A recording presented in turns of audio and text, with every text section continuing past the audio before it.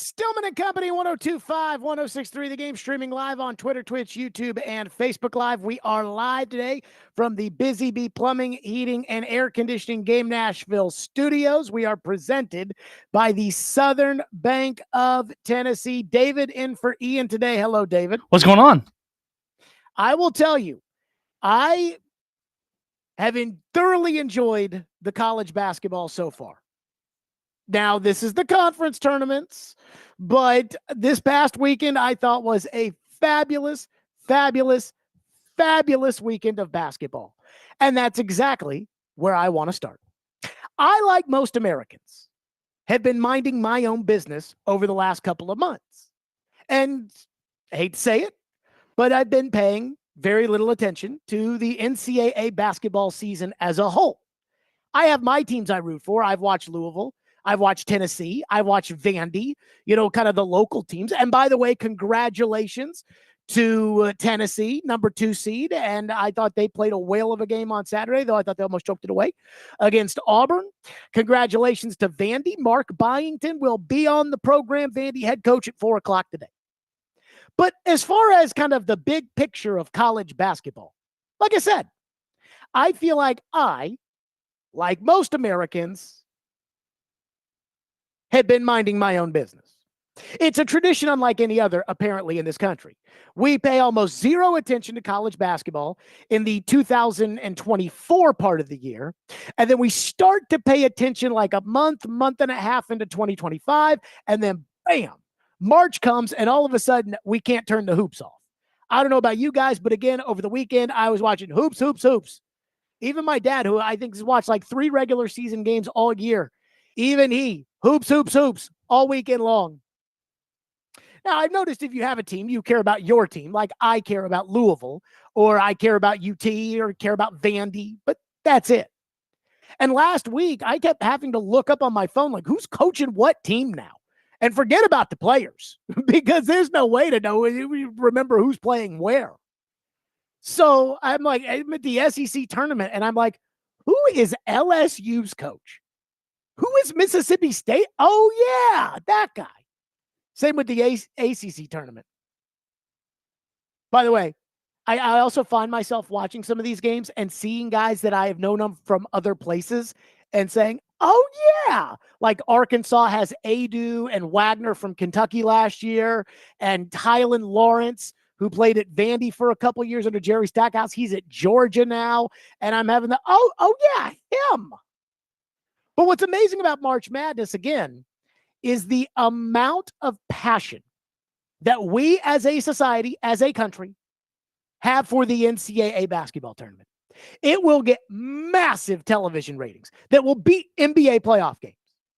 Everyone will fill out a bracket, and by this time next week, when the Sweet 16 is set, we will all be experts on those remaining 16 teams. There is an entire channel that you probably pay for that exists only for this upcoming weekend. That's True TV. And yet, while I love March Madness and I love the place in our society, nobody sits there in October and thinks about what happened last March. But man, when those games are on and it's Thursday and Friday and we're at Boom Baz and you're flipping, oh, it's great. But I am incredibly bothered by how we got here, how we seed this tournament, how we decide who gets into this tournament, and the lack of real integrity within the game that people were furious about last night, but will all be forgotten when, again, I think criminally seeded Louisville at 8th, an 8 seed, they should have been a 6 or a 5, goes up against 9th seeded Creighton. Number one, how did North Carolina, a team that beat nobody this year, make the NCAA tournament? Again, I didn't keep up with Carolina every week. I'm not Dickie V. But I did notice when they're saying they've got 1 win over a quad 1 team, I'm like, it's pretty bad. And the answer is obvious. North Carolina made this tournament because they're North Carolina. It's the brand. And let's also not forget that their AD is on the committee and got a $100,000 bonus for UNC making the tournament. Not only was he on the committee, he's the chair of the committee. Well, I left the room when they went and asked me about what we should do about our team. Okay. Number two, these conference tournaments. How do these conference tournaments feature the best of the best, and yet it all virtually means nothing? Unless you are 0-30 and you go into the conference tournament and run the table and win out, it's almost meaningless. Auburn and Tennessee played an absolute thriller on Saturday. It was a great game. I was at my grandma's house in Florida, and when we got there, I looked at my dad, and I was like, okay, who has to be the one to act to put the basketball game on? And we put it on, and it was what even my 92-year-old grandma was in on it. And yet, as I tweeted out Saturday at the time, I said, this game is completely meaningless. And in the end, it was completely meaningless. Auburn was the tournament's #1 overall seed, and Tennessee was a 2 seed. Tennessee went into the weekend, they were a 2 seed. Tennessee left the weekend, they're a 2 seed. They beat 2 tournament teams, and they would have been a 2 seed no matter what. The same seed if they had beaten Florida by 30 last night, and the same seed if they had forfeited the game to Texas on Friday afternoon. So, number one, how does a team like North Carolina get in? Oh, yeah, it's the brand of Carolina. Oh, yeah, it's the fact that their athletic director is the chair of the committee. Number two, these great conference tournament games at these neutral-ish sites, these great conference tournament games where, again, these guys, it reminded me of the Four Nations hockey tournament because guys were playing for pride. I mean, again, the seeding didn't matter. Tennessee could have forfeited. They would have been a 2 seed. I heard Joe this morning talking about, well, they would have been in Cleveland instead of Lexington and whatever. But these conference tournaments, they don't mean anything. And yet this is when the best plays the best. And three, and this I find to be incredibly depressing. I have a really hard time believing that the committee didn't seed some of these tournament games and some of these round 2 matchups for TV theater and ticket sales. Round 2, a potential matchup of Pitino versus Calipari. If Arkansas wins and St. John's wins, it's Pitino versus Calipari. Boy, who thought about that? Florida versus the 2-time defending champions UConn in the second round. You know that's going to be a must-see TV game. How about Auburn getting the #1 seed to the tournament and having to play Louisville in Lexington when Louisville should have been, again, a 6 seed at worst, a 5 or a 4 at best. But now Auburn gets the #1 seed and they're going to have to play Louisville in Lexington? Again, all of that seems so fishy. It's one thing to say, it's not a surprise that the NFL schedules the Cowboys on Sunday Night Football all the time because, again, it makes for great television, and that's fine. But you want to know what the NFL can't do? The NFL can't sit there and say, well, we have a choice of putting a team into playoffs. It's either going to be the Cowboys or it's going to be the Arizona Cardinals. Well, let's pick the Cowboys. That's what we're doing in basketball. And I find that to be incredibly depressing. Like, the thing about this tournament, we don't know the players.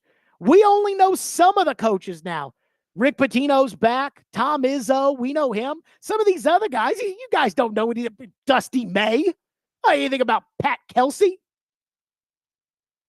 But again, the reason we watch is because of the competition. Because, again, in March, it's one game. It's all on the line. It's March Madness. It's tournament basketball. And yet the way we see this thing is like a backroom political deal. And the worst part about this is I know there are a lot of people listening, and I think that I have some pent-up anger last night. Again, I didn't even know anything about West Virginia's season. I'm not going to pretend to tell you that West Virginia is some massive victim other than everybody's already told me that they're a massive victim. But I have pent-up anger, I think, left over from football, where it's like, guys, do we want to seed what's best for TV? Do we want to seed what's best for our pockets? Do we want to seed what's best for, or do we want to do the tournament and do it correctly? And I vote do it correctly. This is not wrestling. We do not need to manufacture and orchestrate exciting basketball. People will watch it no matter what, unless you start letting guys take off games because they don't feel like playing like the NBA. And yet the worst part about this is, I haven't looked at the text line. I don't know what the reaction is. I'm sure there are a lot of people out there that think that the NCAA tournament is either corrupt as far as how we see it, corrupt or incompetent. Or in this case, maybe both. I don't know. But by the time that we tip the ball off on Thursday, and I don't care about the games on Tuesday and Wednesday, the first four, I don't care about that since I don't watch them. Those games for me, like they play the 16 seeds at 6 o'clock, and then they play the 11 seeds at like 9 o'clock. And I'm sorry, but I'm going to bed. Unless I have a reason to watch, I'm going to bed. But as soon as they tip that ball off on Thursday, we'll be done caring about why North Carolina is in the tournament. We'll be done thinking about how corrupt the NCAA basketball selection committee is, about how they constantly move the goalposts, about how every year it's a different narrative. And again, it always seems to lead me see the bracket drop to think, oh, I wonder if they sat there in the room and said, don't you think TV would like Patino versus Calipari over the weekend? So today I'm disappointed, because I'm disappointed in what feels like the tournament that we all love, this country loves, this city loves, because of the competition has been overtaken politically. Well, the AD left the room when his team was getting talked about. Oh, okay. So that's how we're starting today. 615-737-1025, your reaction to the seedings, the rankings, the tournament, etc. And then there's another thing that has got to change. That just has to change. And I understand that this is a selective process in which we determine these teams, but I just can't get over what I saw over the weekend and how little apparently any of that matters. We'll do it next. Stillman and Company, 1025, 1063 The Game.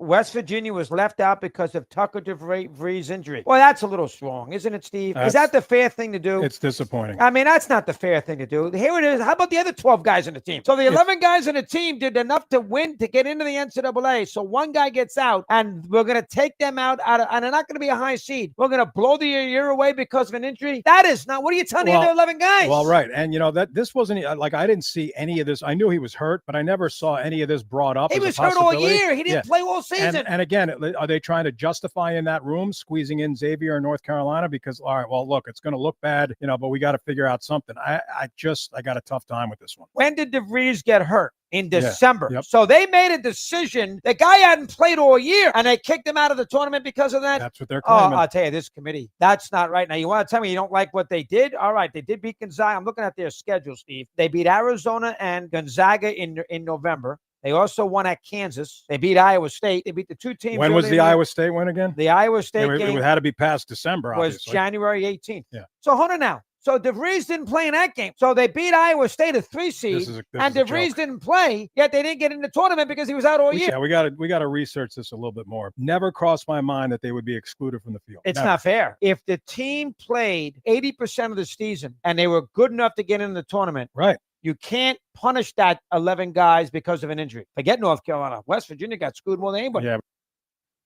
There you go. That was Mad Dog Russo last night on Sirius XM's Mad Dog Sports Radio. He always does a little show afterwards. And I got to give him credit because I watched the selection show last night, and they had on Bubba Cunningham, who is the head of the committee. He's the athletic director at North Carolina. This guy gets a $100,000 bonus, $100,000 for UNC making the tournament.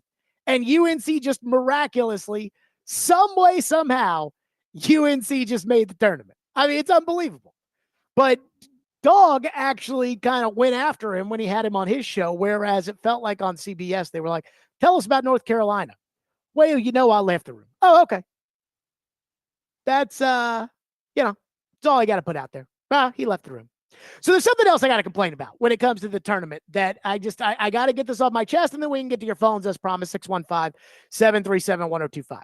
So the NCAA tournament committee, here's what I don't like about committees and what I don't like about the football committee and what I don't necessarily like about the basketball committee is that whenever you have a committee of people, it's going to be subjective.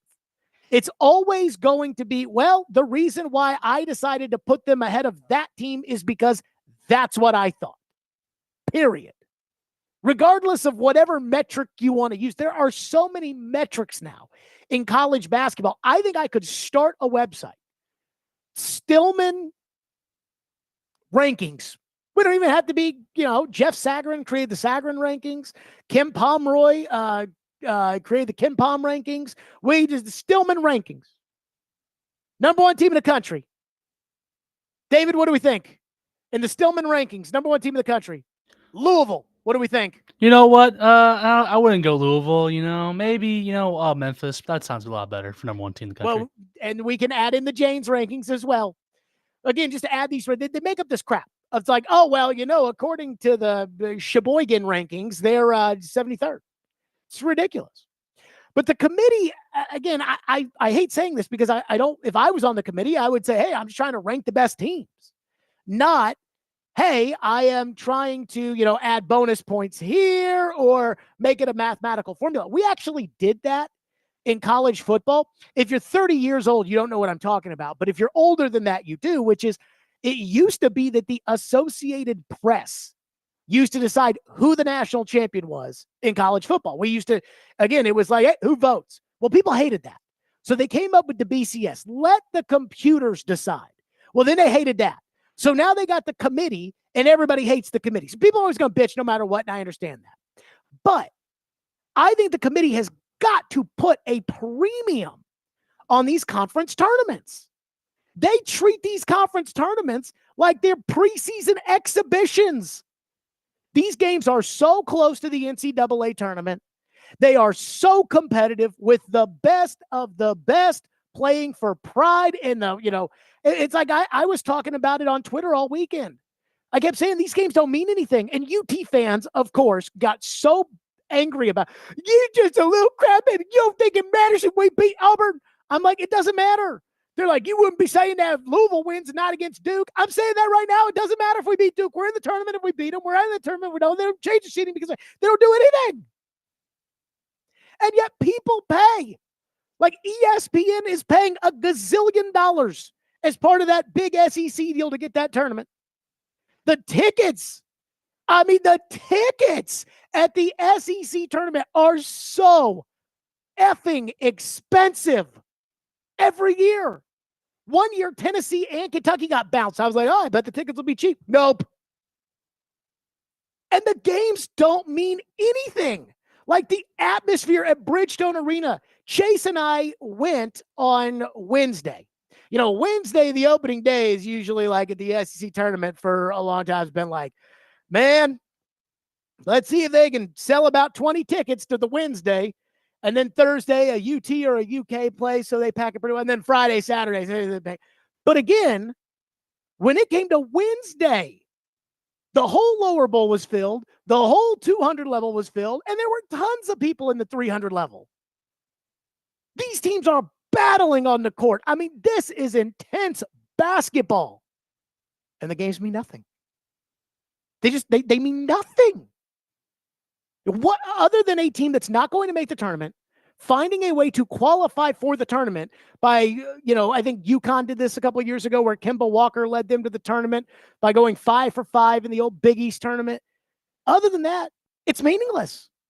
Florida came here into Nashville with the best the SEC's ever been, according to everybody who's an SEC homer. Like, I'm going to need to see the SEC win some tournament games before I'm willing just to say they're the best. But you know how this is. We're the best. And Florida kicked everybody's tush up and down the court.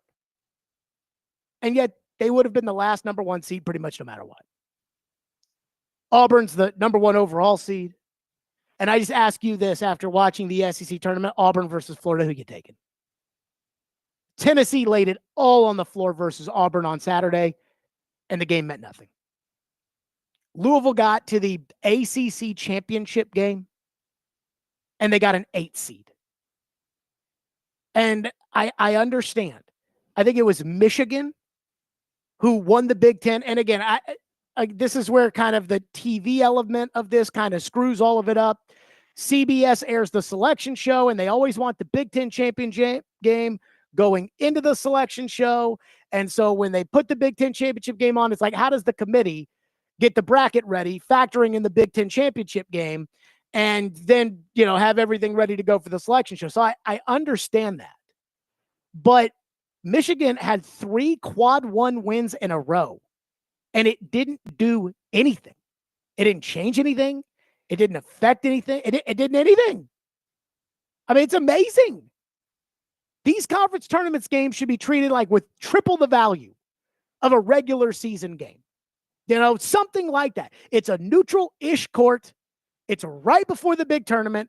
Everybody's watching. Who was watching college hoops in January? Raise your hand. Joe Rexrode and Willie Donick. That's it. D. Mays wouldn't watch college basketball. Chase and Big Joe wouldn't watch college basketball. I wouldn't watch college basketball. Vinga wouldn't watch college basketball. We all had other stuff to do, as did most of America. No disrespect to Willie and Joe. But how do we not treat the games where we watch with more juice than the ones we don't? It always makes me smile every year when we get towards the end of the SEC tournament and Joe Lunardi's on television saying it doesn't matter if Tennessee wins or loses, and Tennessee fans get on Twitter all pissed off, and they're like, what? Joe Lunardi doesn't know what he's talking about. He said if we don't win this game, that we're not going to move up a seat. And then every year it happens. Every freaking year. Because they don't care. It used to be that, hey, you want to play your conference championship game on Saturday so the committee can factor it in, because if you play it on Sunday, not so much. And now they're just like, yeah, we don't care at all. Period. Up. David, we've pissed off the Bennies. Oh, boy. Joe Rexrode has texted me, how are you this clueless about college basketball? I heard Joe today talking about, I think the SEC tournament did matter because even though Tennessee's a 2 seed, because they beat Auburn on Saturday, they get to go to Lexington and not to Cleveland. Huh. It's like, oh, so they get to go to the bracket, so they get to go, I don't know what, an hour closer maybe? Give me a break. 615-737-1025. Okay, I promised your phones on college basketball. We'll hit it next. 615-737-1025. Speaking of Joe, later this hour, I do have to complain about something he said today because it was so stupid. And I'll just say this. Nobody cares about your bracket. Just, I hope everybody knows that. Don't go to work and tell people about your bracket because absolutely, positively, not one person cares. Though I'm sure we will have a bracket challenge and I will compete in that. But I'm just talking about, in your day-to-day life. Do not at all talk about your brackets. But there is one team that I'm kind of looking at here that I'm like, okay, for my limited knowledge of watching college basketball, which it really is from the Super Bowl on, that I'm like, okay, I think this team is legit. We'll get to that next. 615-737-1025 here on the program at Stillman & Company, 1025 The Game.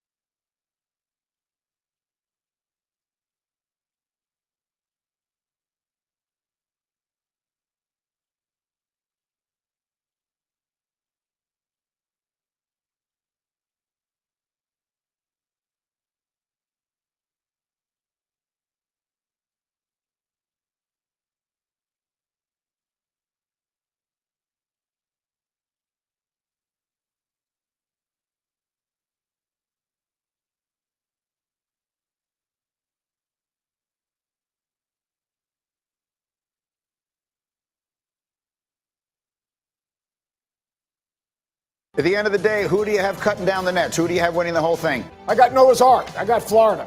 Florida is this year's UConn. Their backcourt with depth and shot making. Walter Clayton is a lottery pick. He's the best guard in the country.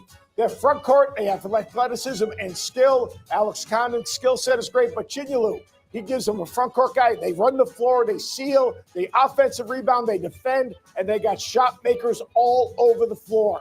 I'm going to go right like this, and the Florida Gators with a national championship.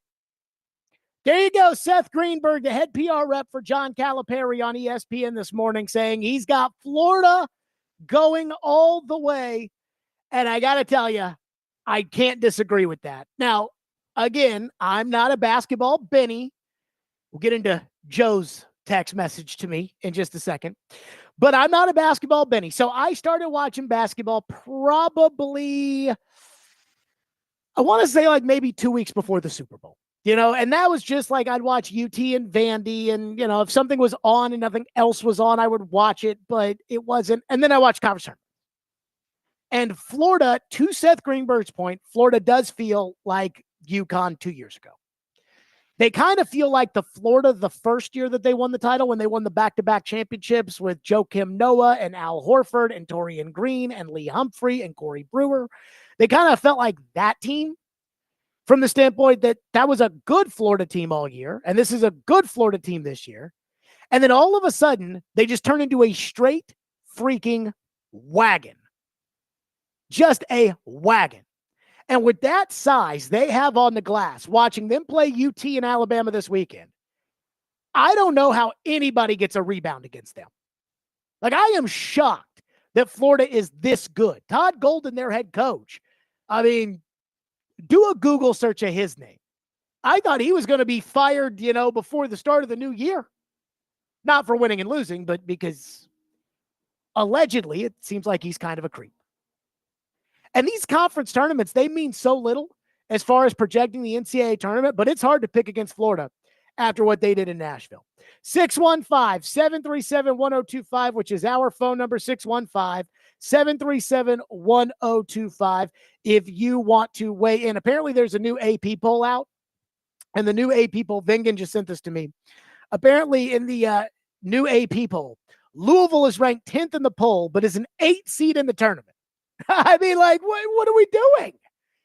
10th, they should be a 3. That says they should be a 3 seed. I think Louisville should have been a 6 seed or a 5 seed. 8? That's the worst seed ever for a top 10 team. The previous was apparently a top 10 team got a 6. Kentucky is ranked 18th in the poll, but they're a 3 seed. That's the worst AP ranking for a 3 seed since 2010. Here's my theory when it comes to college basketball. And college football is the same with the committees and how they do it. And, there's no real commissioner of the NCAA, right? I mean, I think Charlie Baker, the former governor of Massachusetts, I think technically he's the commissioner, but I don't know what he does. So take him out of it. And when Mark Emmert was running the show, there definitely was not a president of the NCAA.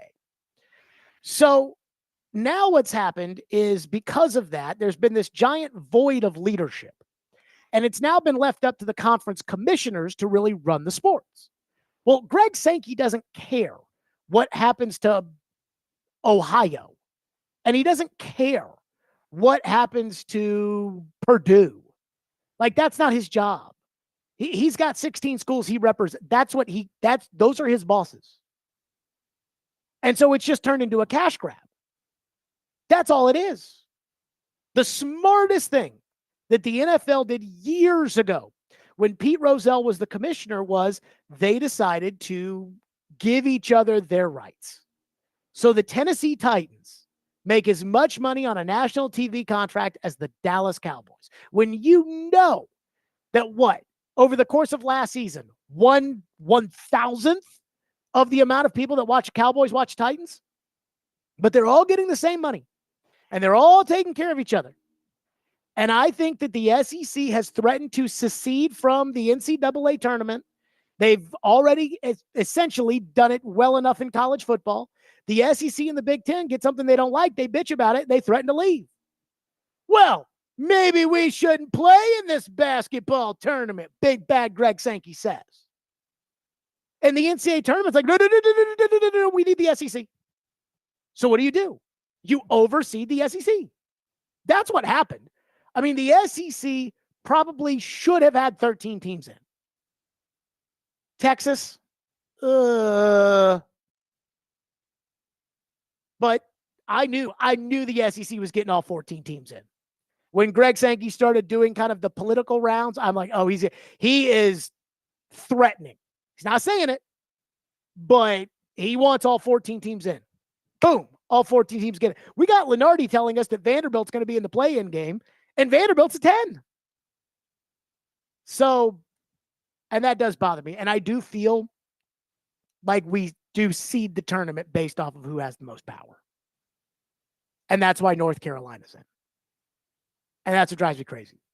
One texter says, hey, Jared, don't you know Carolina is a basketball blue blood? Much easier to put them in than out. Rules don't apply to Carolina. They never have and they never will. Money still talks. You know, I know some people will point to Alabama not getting into the playoff this year and SMU getting in over them and say, what do you got to say to that? But I think some of that was a reaction to last year when Florida State won every single game they could have won and they didn't get in. And Alabama got in. And I'm like, it's the brand of Alabama. If Nick Saban wasn't the coach at Alabama, Alabama would not have made the 14 playoff that year. Florida State would have made it. And the explanation would have been, well, Florida State beat the crap out of LSU. And Florida State is, you know, they won every game they played. And they won the ACC championship. So Florida State's in. But again, when there's no commissioner of college sports, when there's nobody who's really in charge of the playoff, when there's nobody, it all becomes everybody looks out for themselves. And Greg Sankey works for the 16 SEC schools. Well, who funds this endeavor? TV. Who would TV rather have in there? North Carolina or West Virginia? You know the answer. So that bothers me because, again, this is sports. This is not a popularity contest. This is a meritocracy. I saw one of the ESPN commentators, I can't remember who, said that people are down on Shedeur Sanders because of his race. Well, then why aren't they down on Cam Ward, Bryce Young, CJ Stroud, Anthony Richardson? What are we doing here? I mean, last year, Caleb Williams spent a whole year waiting for him to get drafted. Sports is a meritocracy. But when you put North Carolina in because, well, they haven't beaten anybody good, but they do have a lot of wins. And then you put Texas in because, well, they don't have a lot of wins, but they did beat some good teams. So, you put them in because they have the power. And that's the stuff that drives me crazy. One texter says, everything is politics and money. In this, it's all about power and the money that the power comes with. And it drives me crazy. Drives me crazy. I want the 64-ish best teams, whatever it is now, 60. I want the best teams. If you can't put the best teams in there, give me a break. And there's another thing I got to get off my chest here for a second. I heard Joe say this morning where he's like, he was talking about how great the SEC was. And he's like, and the selection committee clearly felt that way, as if that's now living proof that the SEC is that great. Let's see the SEC in the NCAA tournament go out there and prove it. Joe was actually hard on himself because, David, he only got 65 of the 68 teams in his bracket. So he kind of got on himself saying, I had 3 misses. I'm like, don't get on yourself. It's the selection committee who screwed up, not you. And I'd be the first to say you screwed up if you screwed up. But it's the committee. And again, it's all about kind of this cosplay of, let's put Carolina in because it'll be better on TV. How about Patino versus Cal in round number 2? Let's make Louisville an 8 seed. Send them to Lexington to play Auburn. That'll make for good TV. That matchup should probably be in the Sweet 16, not in the second round. 615-737-1025, which is our phone number, 615-737-1025. Speaking of Joe, the Titans made a move over the weekend, and I don't think there's a whole lot of thinking that is required to understand why they did it. And yet some people they do not understand it. We'll get to that coming up next. Hey, Preds fans, do not miss Smashville Live this Wednesday night at Brewhouse South in Franklin at 6 o'clock. See your star Predators players up close and personal and get autographs and pictures. This week's player guest will be Jonathan Marchessault. All right. That's this Wednesday night at Brewhouse South in Franklin.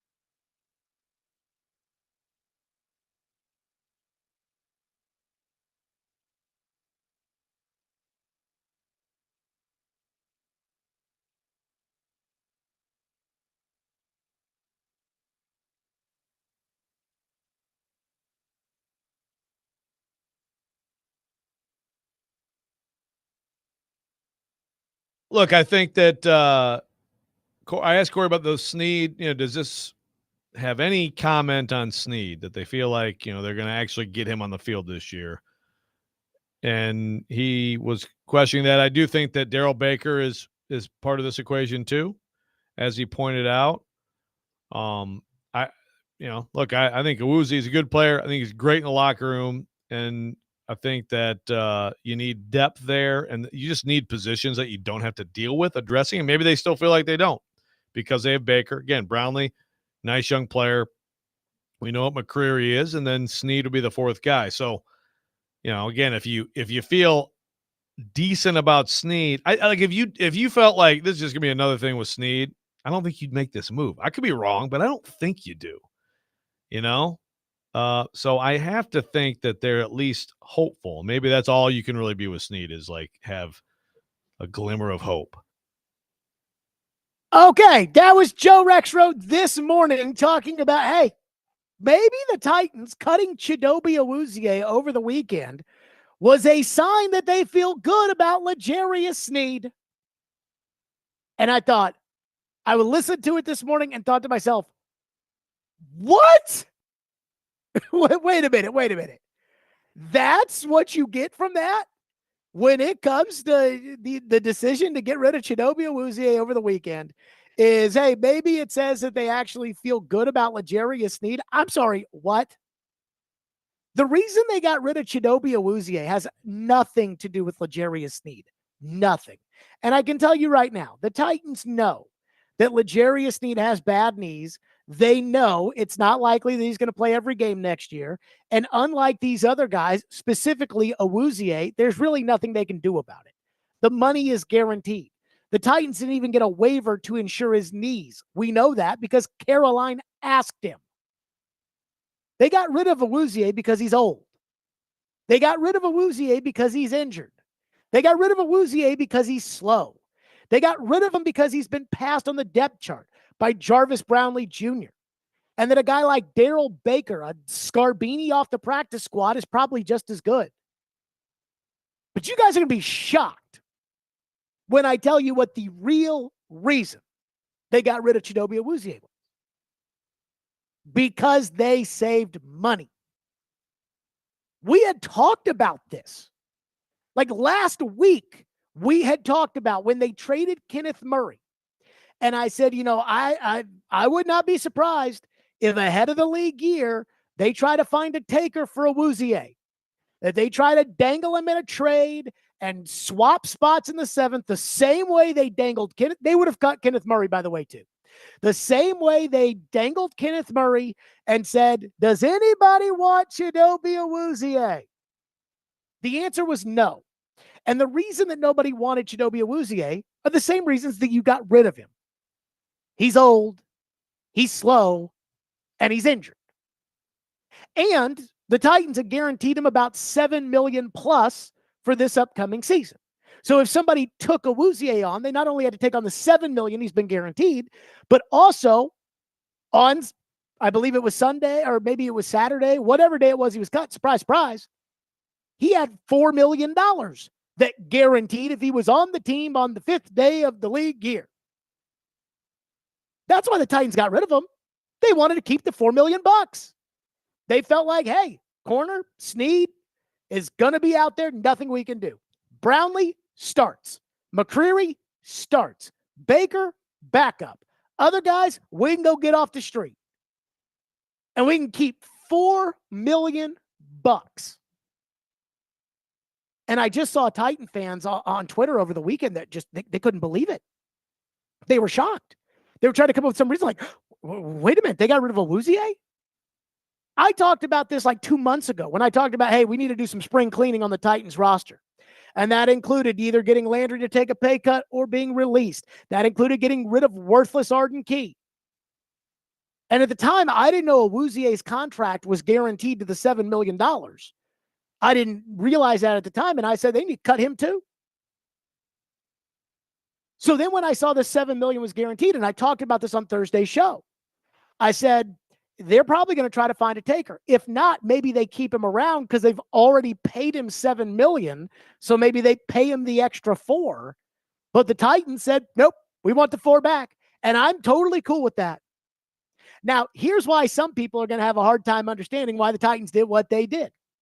Because some people look at the cap number, not the number that really matters, cash, but the fake cap number. And there were some Titan fans that were just, I don't get it. I mean, we only save 1.9 million in cap space. We've got plenty of cap space. Why are we taking on a 12.5 point dead cap hit? I don't get it. And I used to be one of those people that used to believe in the salary cap. I used to be one of those people that thought that teams didn't make decisions like that because of the cap. But now that I know that the cap is fake, and I know that the only thing that matters is the cash, $4 million is a legitimate player.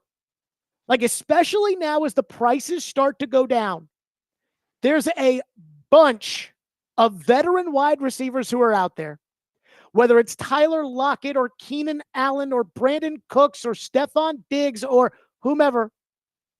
And not all of them are going to sign for 1 year, $12 million.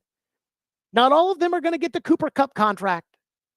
Maybe that $4 million is enough to buy you an extra veteran wide receiver. Maybe it's enough to buy you a kicker.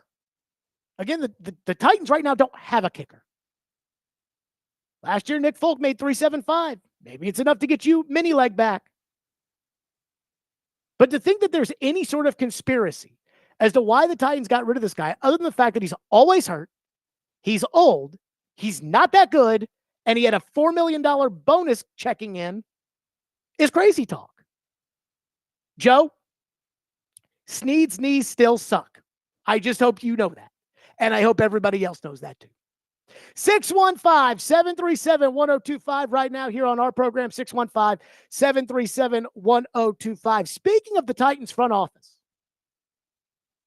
I do not know what has gotten into the Titans front office. I am almost shocked at what has gotten into the Titans front office. I'll explain. We'll get to that next. Stillman & Company, 102.5 The Game.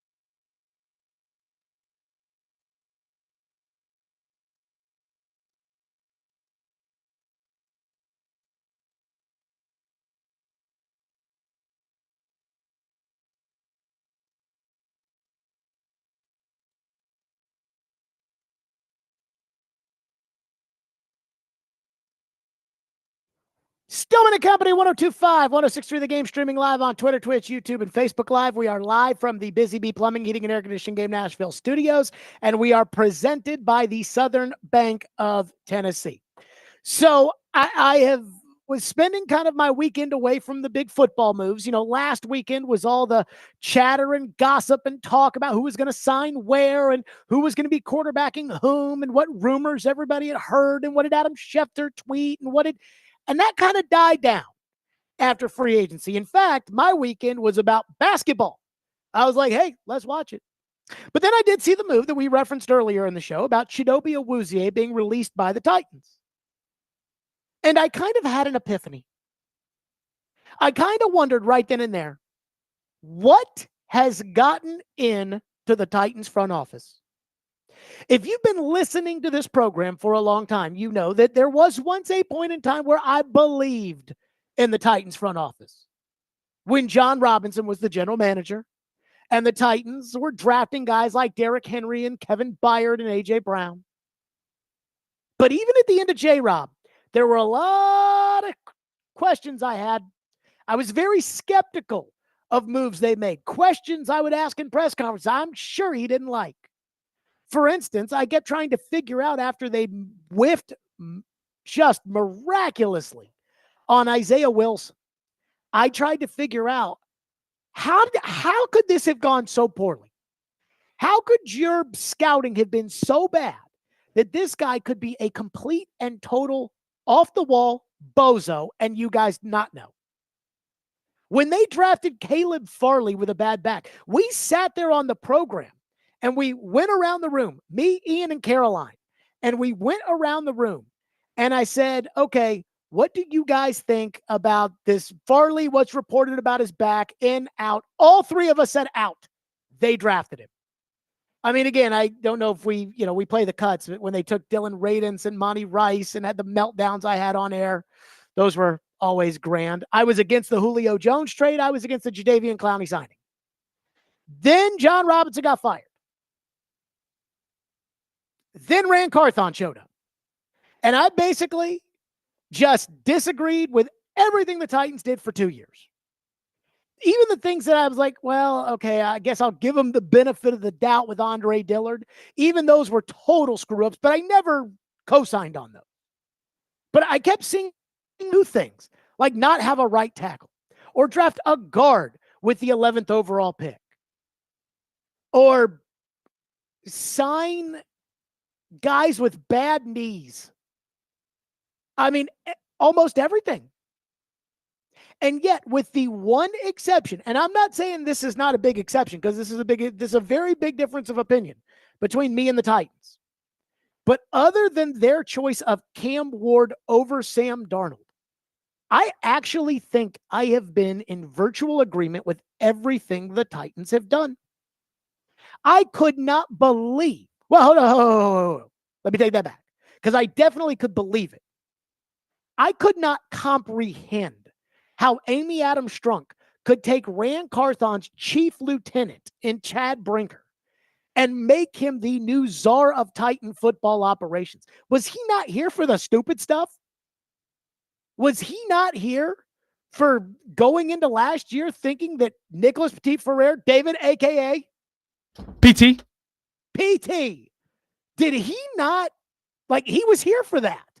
Did he not co-sign on that when they took a right tackle with the 7th pick and said they play him at left tackle? All the things I disagreed with. So I couldn't believe that. I was so happy they were firing Rand Carthon because I disagree with everything he did. And they put him, I'm like, what? But since then, again, everything they've done, I have been in virtual agreement with.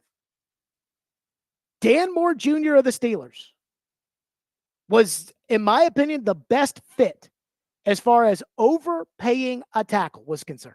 And I understood why they overpaid him. They know they overpaid him. They know they didn't sign Trent Williams, but they overpaid him because they have to pay the suck tax. They stink. And because he was the only guy in the market.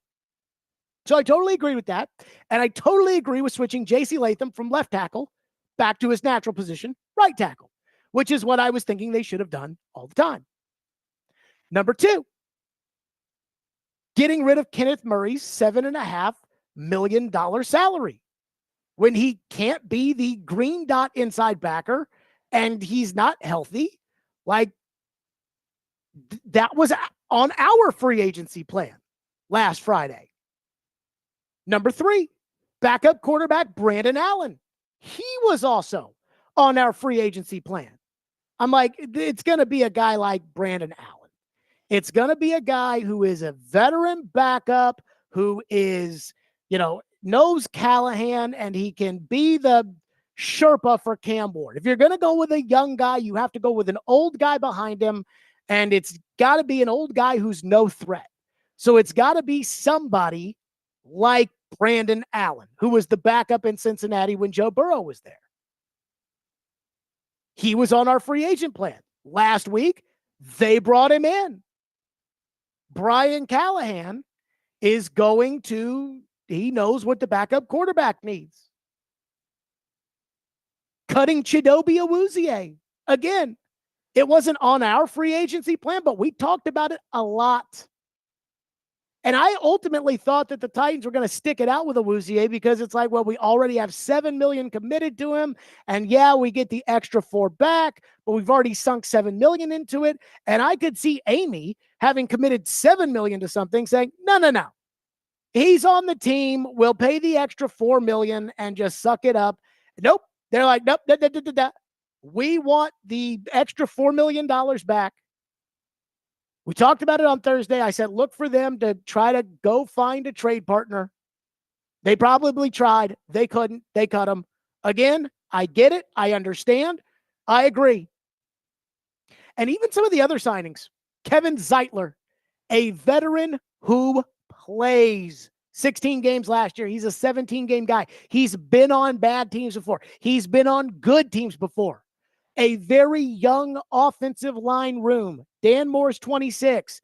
Skaronski's in his 3rd year. Latham's in his 2nd year. Cushenberry's coming off of an injury. This is a bona fide leader that they have brought in here. Again, all moves I agree with. Now, again, the quarterback decision I don't agree with. I think Darnold is better than Ward. I think Darnold is going to be better than Ward.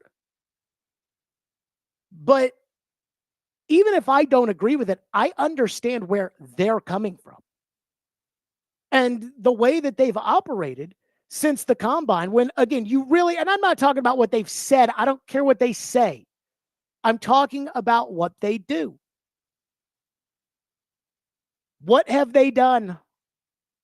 What they do is gives you that gives you the sense of what they're really thinking, not what they say. Who cares about a press conference or anything like that? But what they've done, even with the decision I don't agree with, Cam Ward over Sam Darnold, what they've done is they have put together a team that if I was hell-bent, if I thought that Cam Ward was Jaden Daniels, this is how I would build my team around Jaden Daniels. I don't think Cam Ward's Jaden Daniels. That's a big difference. But again, I understand. This isn't just a Ran Carthon thing where the Titans would make moves where I'm like, who is going to wear the green dot on defense? Oh, that doesn't matter, Jared. No. Titans are like, no. We're signing a guy on day 1 of free agency. Cody Barton, you're the green dot guy. That makes sense. Who's going to play right tackle? Bill Callahan will figure it out. No. That doesn't work for me. And that's not just, again, Ran Carthon, Brian Callahan, Bill Callahan. It's not just them. John Robinson had David Quessenberry starting at right tackle in 2021, had the number 1 seed in the AFC playoffs, and then didn't even give him an RFA tender the next offseason, saying, let's see what Dylan Radins can do. What? I couldn't believe it. This is the first time in a while in which, again, I see what they're doing. Like, I get it. These are moves that real teams make. And I don't want to lose my pants over it because, again, I don't think any of these are just mind-shattering moves, game-breaking, unbelievable, on our way kind of moves. But if you know what you're doing, you got a really good chance of getting there. And that's how I feel about the first set of moves this group has made. Outside of the quarterback situation, which is the most important, and I completely disagree with, but again, I understand. 615-737-1025, which is our phone number, 615-737-1025, if you want to weigh in. And there's another thing when it comes to the Titans that is just absolutely mind-boggling to me. This is another one of these you people things I'm about to go on a rant on about you people. Not all of you people, but just you people. We'll get to that next. Stillman and Company, 615-737-1025 here on our program if you want to hang out. Need a bracket to fill out for the NCAA men's basketball tournament? Head to theGameNational.com/bracket and print off your bracket today, presented by Toyota. Fuel your adrenaline at Toyota.com. Toyota, let's go places. Also brought to you by the new Cumberland.com, Twin Peaks, and Bet365.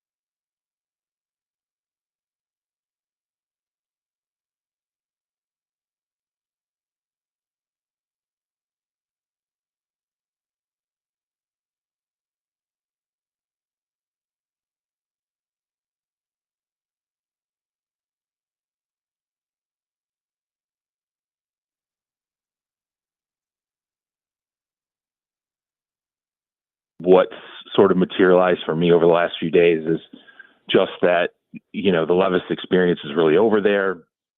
There's no veteran out there that they're fishing around with right now. And that, if anything, when you talk to, Cam Ward's corner of the planet, it's just, okay, I'm going to end up in Tennessee right now, or they're going to deal me, they're going to deal the top overall pick to the Giants, and I'm going to be a Giant. I think that's really how Cam Ward's camp's approaching this right now. That's the two teams that he's really looking at. And of those two teams, the setup sure as heck looks like it's the Titans that are preparing to take him at that number 1 overall pick. There you go. That was Charles Robinson on with Robbie and Rex Road last week. And again, Charles is saying at this point, Cam Ward's camp thinks Cam Ward's going to be a Titan. It seems like the tea leaves are saying Cam Ward's going to be a Titan.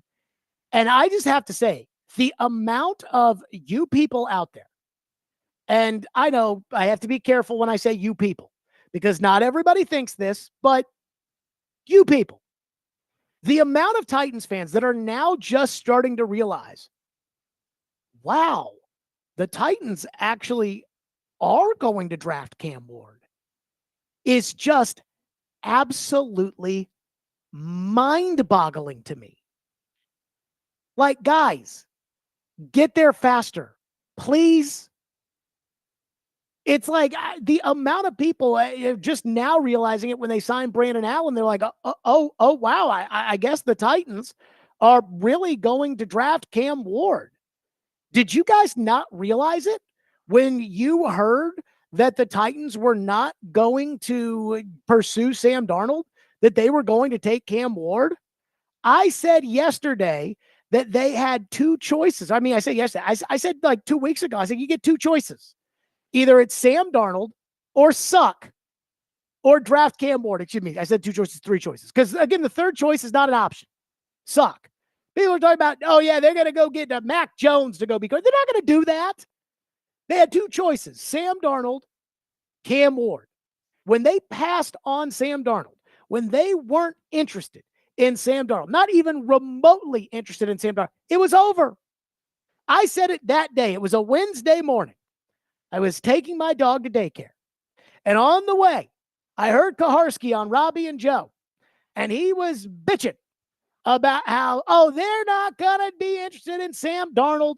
And Joe's like, well, if they're not going to be interested in Sam Darnold, what are they going to do? And Paul's like, I don't know what they're going to do. I'm just here to tell you that I'm reporting they're not going to do it. And the 2:00 segment that day for this program was congratulations to Cam Ward on being drafted number 1 overall. Because, again, there were three choices: Darnold, Ward, or suck. So could some of you get there faster? Because it took like 2 extra weeks before people were like, oh, wow, they just signed Brandon Allen, and I guess that they're going to now draft Cam Ward. You didn't notice that from the way that, again, they left the combine with zero interest in any other quarterback? Not interested in Rodgers. Not interested in Russell. Not interested in anybody else. And then the second thing that, again, I'm like, guys, get there faster, is this idea of, well, Will Levis could be the backup quarterback on this team, Jared, for Cam Ward? That makes absolutely no sense. Zero. No team in the NFL has a young quarterback, a rookie quarterback, as their franchise guy, which when you draft Cam Ward number 1 overall, he better be your franchise guy, and then sticks him with a young backup. Nobody does it. Nobody smart at least does it, but nobody does it. Last year, Washington had Sam Howell throw for almost 5,000 yards and shipped him off to Seattle because they needed a veteran who was no threat to Jaden Daniels to be the backup. That was Mariota. And so the amount of Titan fans are like, well, but Jared, his trade value is probably low, and they're not worried about trade value with Will Levis. That's a busted pick. They're going to move on. What they're going to do is when the dust settles, there's going to be a team out there that doesn't have a backup quarterback. Like right now, Dallas doesn't have a backup quarterback. And the Titans are going to call Dallas, and they're going to say, what about a third rounder for Levis? Dallas is going to laugh, and then ultimately they'll end up settling on dealing a 5th-round pick, and Will Levis will be a backup quarterback. And I've known that since the day they benched him against Cincinnati, that Will Levis was not going to be on the team this year. A young coach fighting for his job benches the young quarterback. Young quarterback's done. Period. Well, but Jared, Levis has a good contract. Like Paul's been just banging this drum about Levis has so good of a contract that the Titans have to keep him, and it wouldn't make any. No, they don't want any practice reps going to Levis. They don't want any lingering in the building of the Levis attention seeking. Levis went to the Preds game a month ago and downed a beer on the Jumbotron. That is a look at me move if there ever was one. You don't want look at me from your backup quarterback. You want, hey, I'm going to go pick the kids up from preschool out of your backup quarterback. That's what you want. That's what Brandon Allen is. Brandon Allen knows it. Brandon Allen's already done this before, and he's already done this with Brian Callahan. That's why it makes so much sense. They're not going to carry 3 quarterbacks on the roster. They're going to get rid of Will Levis. And yet there's like a bunch of Titan fans that after they signed Brandon Allen said, well, what does this mean for Levis? It meant what it always meant for Levis. They were going to get rid of him. That's what it means. And so it is just mind-boggling, just shocking to me how long it is taking Titan fans to get there just based off these actions to understand what their very common plan is for this organization. They're going to overdraft a quarterback with the number 1 pick. They're going to bring in a Scarbini backup. They're going to get rid of the young guy because he's no good and they don't have time to waste on him anymore. So they're going to get rid of him at a sunk cost and they're going to move on. And yet, I think it's just now starting to click into people's brains that they're going to take Cam Ward. There is no what if, unless the Titans are just the greatest rope-a-dope players of all time. And the Titans secretly like Shedeur Sanders. And so what they're really planning to do is they're really planning to trade the pick to the Giants. And then they're going to take Shedeur Sanders number 3 because they really like Shedeur Sanders more than Cam Ward. Unless they've played that so cool and calm, which I highly doubt. Unless they're doing that, it's so obvious what they're doing. And if they do that, by the way, I will freaking bow down to that is a chess move if they were able to pull that off. Get the Giants to think they're going to take Ward, say, hey, there's really no price we'll pay. Then the Giants, desperate, end up trading more than they originally thought they were going to trade. And then you take Shedeur Sanders, who you wanted the whole time anyways. If that happens, I will be stunned because I don't think that's the case, but I will be applauding what the Titans did. Even the Giants, I think, factor into this. Jordan Raynon, the guy that covers the Giants for ESPN, put out there, I guess, over the weekend that apparently the Giants' plans to trade to number 1, that seems dead. Oh, does it now? And now some Titan fans are like, oh, wow. They actually are going to draft Cam. Get there faster, please, so we can start having discussions about the next steps after that. So if you're a Titan fan and you think there is a chance that Cam Ward is not the quarterback of this team next year, or you think there is a chance that Will Levis is still on this roster, I'm telling you, you're wrong. Just get over it now. And David, I do love you, but I'm a little disappointed Ian's not on the program today because last week, Ian said that he thinks there is a 40% chance, 40, that Cam Ward is the quarterback of this team next year. As in, there is a 60% chance, according to Ian last week, that Cam Ward would not be the quarterback. I have already guaranteed that Cam Ward will be the quarterback for the Titans. I did it a week ago. When Sam Darnold signed with Seattle, I guarantee. I guarantee that Cam Ward will be the starting quarterback of the Titans. Ian said he thinks it's 40%. And he's not on the program today for me to say, what do you think now? David, what percentage do you think it is that Cam Ward's going to be the quarterback of the Titans next year? Probably 90. I mean, it's like it's obvious. Maybe that's why Ian's ducking out today. Who knows? 615-737-1025 is our phone number. We're going to get to your phones at 615-737-1025 here on the program. And there is a lot of talk about the Titans adding a veteran receiver. There's a lot of veteran receivers out there. There's kind of one guy that I would at least be a little interested in.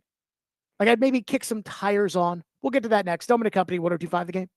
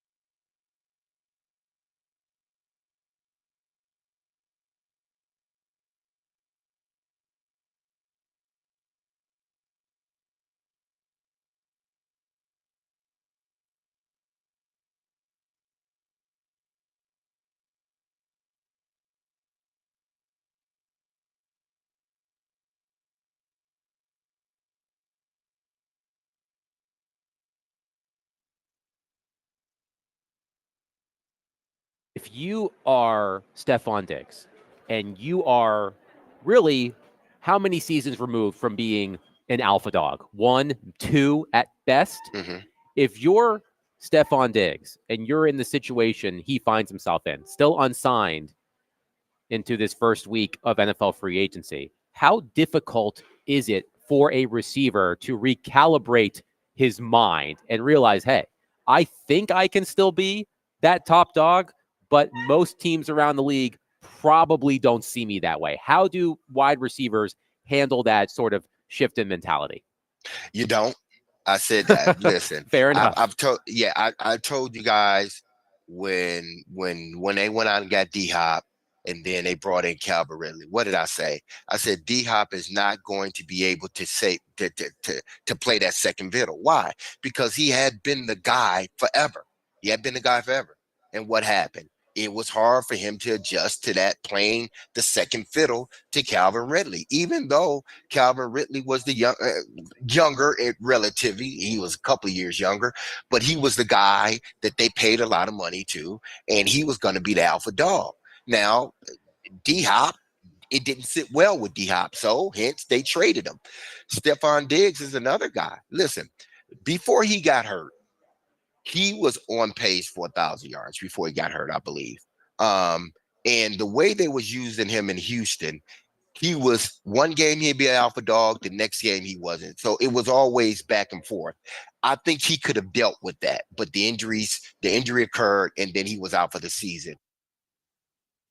There you go. That was Derek saying, hey, just because a guy's no longer an elite wide receiver doesn't mean that he doesn't look at himself and think, hey, I'm still an elite wide receiver. Now, I think there are some people that have been able to do that.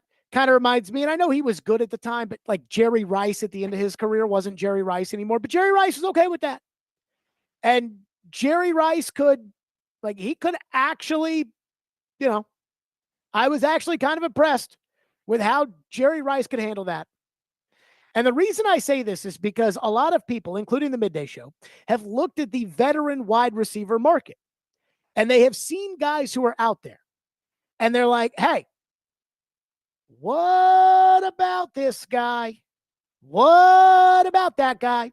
And I said on Thursday, they're not going to sign Cooper Kupp. Don't get excited about it. Don't get worked up about it. They're not going to pay the money for an injured wide receiver. And Cooper Kupp signed with the Seahawks. And so right now, according to Spot Track, here are the available UFA wide receivers. Stephon Diggs, Keenan Allen, Amari Cooper, Brandon Cooks, Tyler Lockett, Robert Woods, Nelson Aguilar, Tyler Boyd. Those are guys that in 2021, 2020, that would have been a great list to choose from. And there's already been a couple other guys, whether it's Kupp or DeAndre Hopkins or whomever, that have already signed, that are like, man, could you imagine getting this? These were $20 million receivers back then. Well, they're not now. And so I think the Titans are doing this right by not jumping to sign any one of these guys. Again, if you want one guy, if there's one guy on the list that you like and you want to circle and you might have to pay a little bit more. That's why the Titans paid more for Dan Moore Jr. Probably paid a little more for Kevin Zeitler. There were free agent guards out there, but they wanted this one. But I don't get the sense that the Titans feel that way about any of these wide receivers. And yet, if there was one to choose from, the guy that would make sense to me is Cam Ward. Cam Ward's quarterback would be Tyler Lockett, and that's for Cam Ward. Like, if I was the Titans, I wouldn't have to have Tyler Lockett. I wouldn't say, okay, let's get Tyler Lockett on the phone and ask Tyler Lockett how much it would cost in order for Tyler Lockett to be on the team next year. I wouldn't pay more than, $6 million. But I would definitely be interested. And here's why. Because even though Tyler Lockett in his career was never as good as Stephon Diggs kind of at his peak, when it was Allen and Diggs, Lockett's always been a very reliable receiver. Stephon Diggs is coming off of a torn ACL. Stephon Diggs is old. So is Tyler Lockett. Tyler Lockett right now is 32 years old. It's actually Birthday right around when mine is. But he's a productive guy. 17 games, 17 games, 16 games, 16 games, 16. This is back when the NFL went to 16 games. The guy plays every week. He's a possession receiver.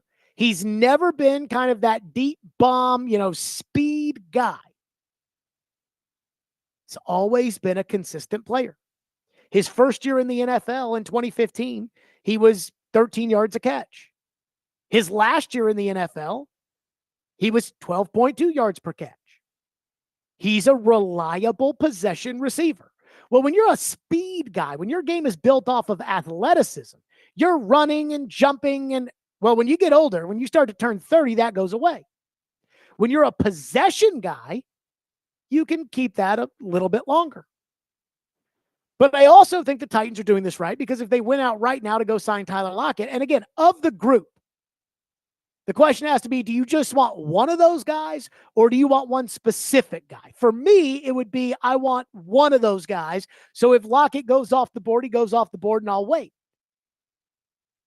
But again, when it comes to expectations are very important.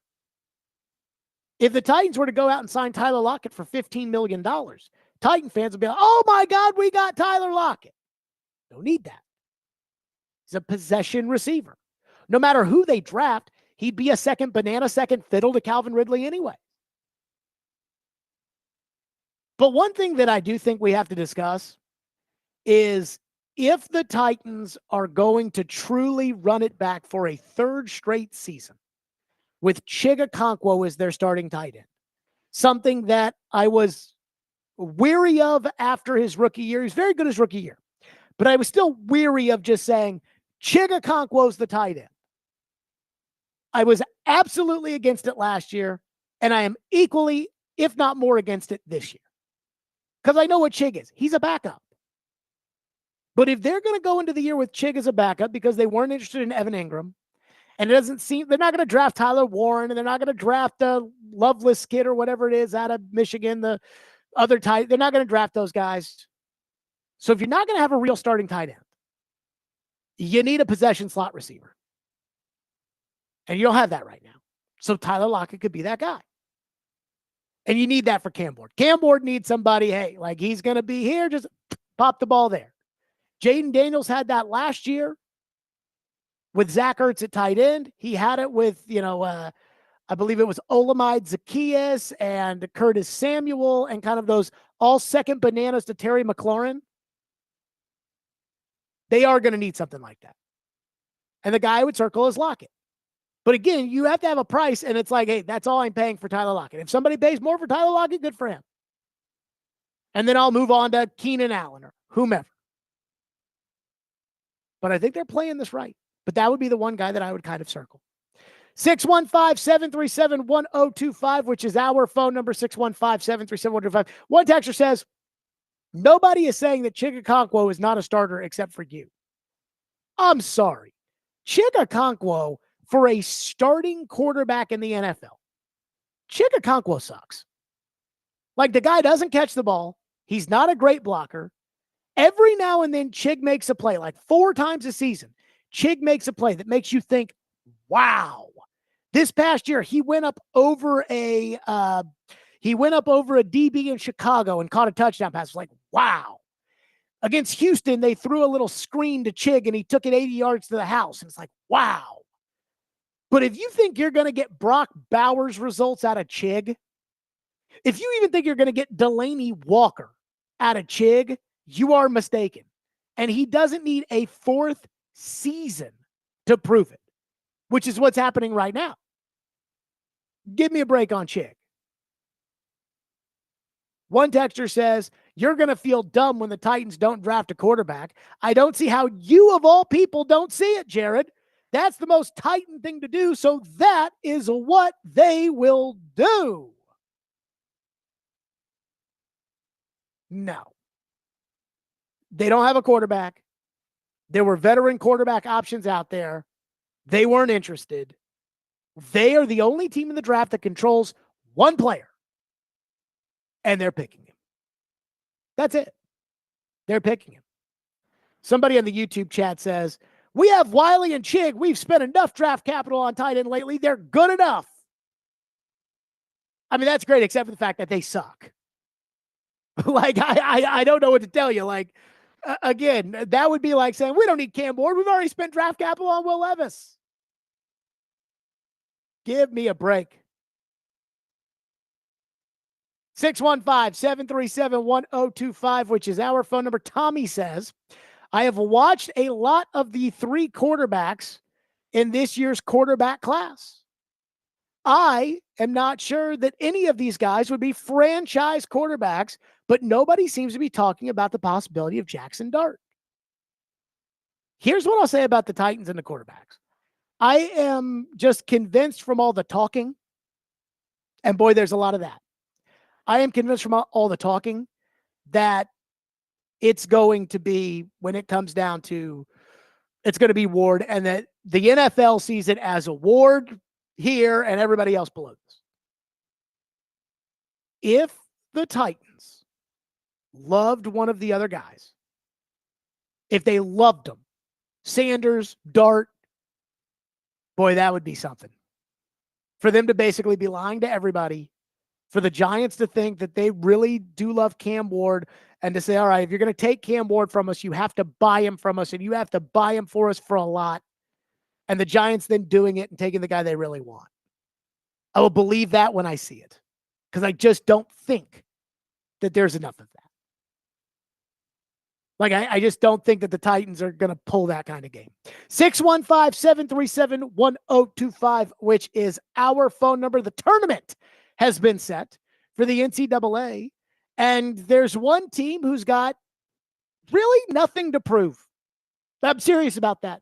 We'll do it next. Stillman & Company, 102.5, 106 for the game.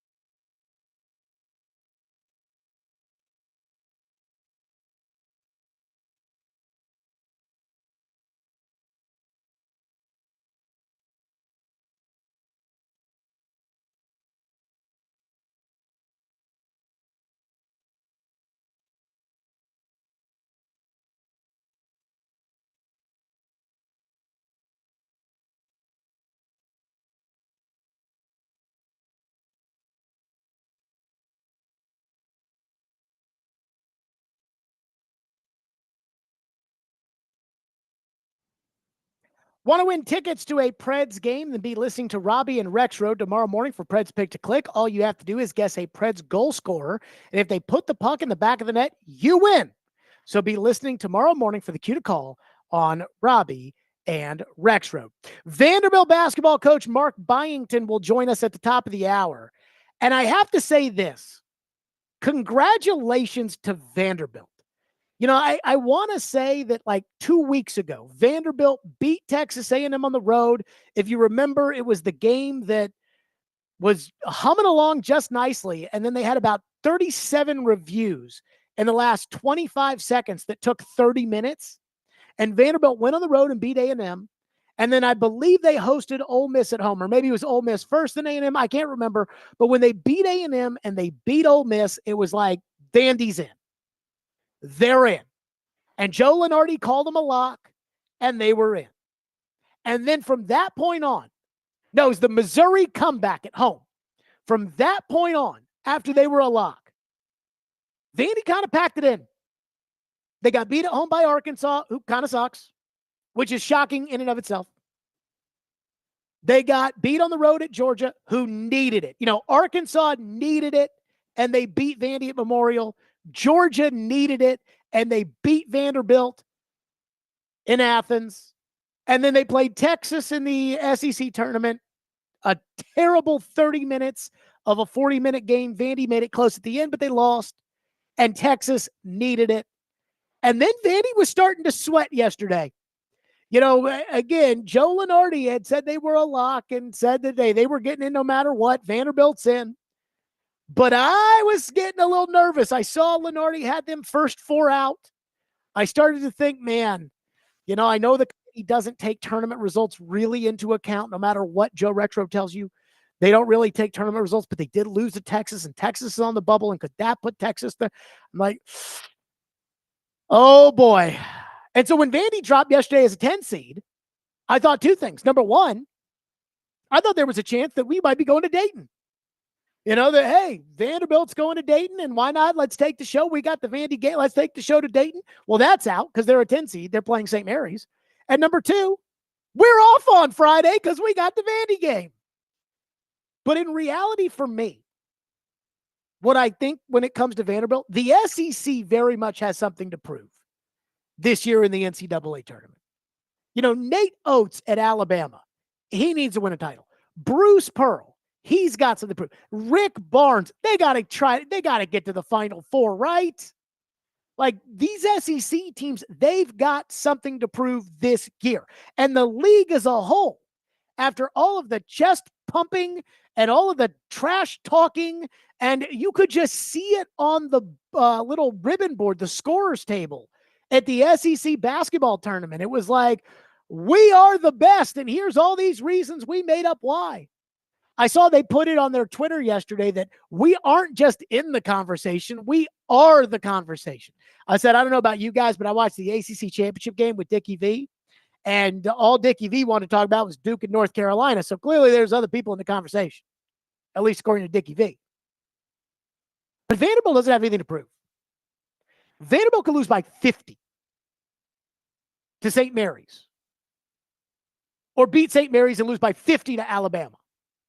And there's no way for me to say this hasn't been an incredibly positive season for Vandy basketball.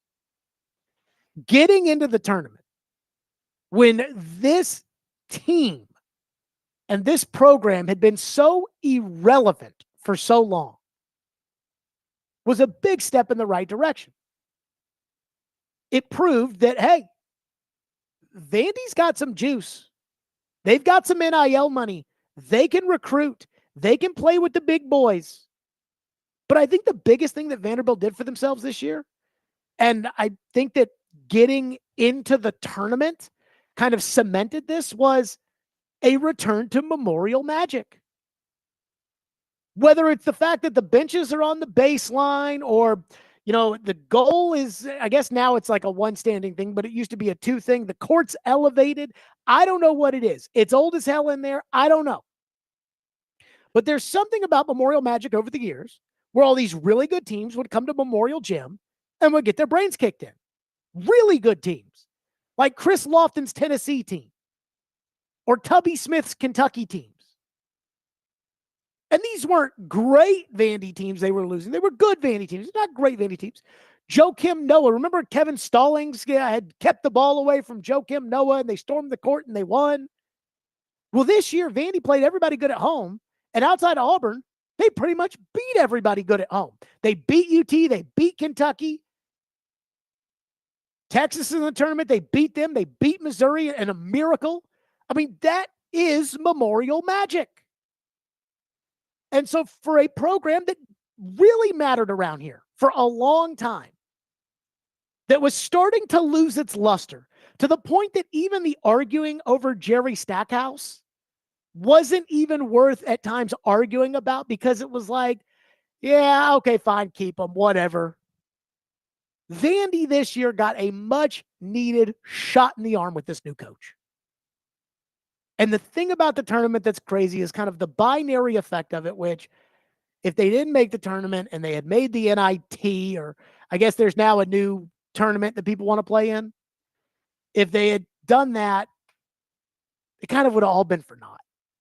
The great wins at the end against Tennessee and Kentucky and Missouri, and it would have been like, who cares? But instead, they made the tournament, and it tells us they're headed in the right direction. So win, lose, or draw, this has been an overwhelmingly positive season for Vanderbilt. Everybody else got something to prove. They're playing with house money. Now, they got to correct this skid they're on, and we will talk to Mark Byington, Vanderbilt head coach, about that next. Stillman and Company, 615-737-1025. Mark Byington, Vandy coach, up next, 1025-1063 The Game.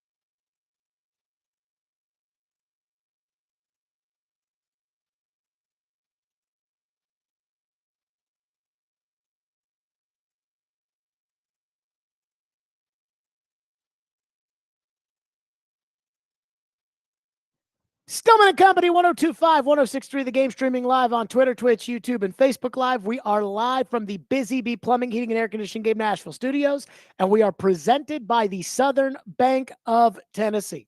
And yesterday, the selection show came on, and they had that wonderful tribute at the top to Greg Gumbel, and I was kind of wondering, okay, where's Louisville going to be seated? You know, that's my school. That's where I went. And then I said, okay, did Vandy get in?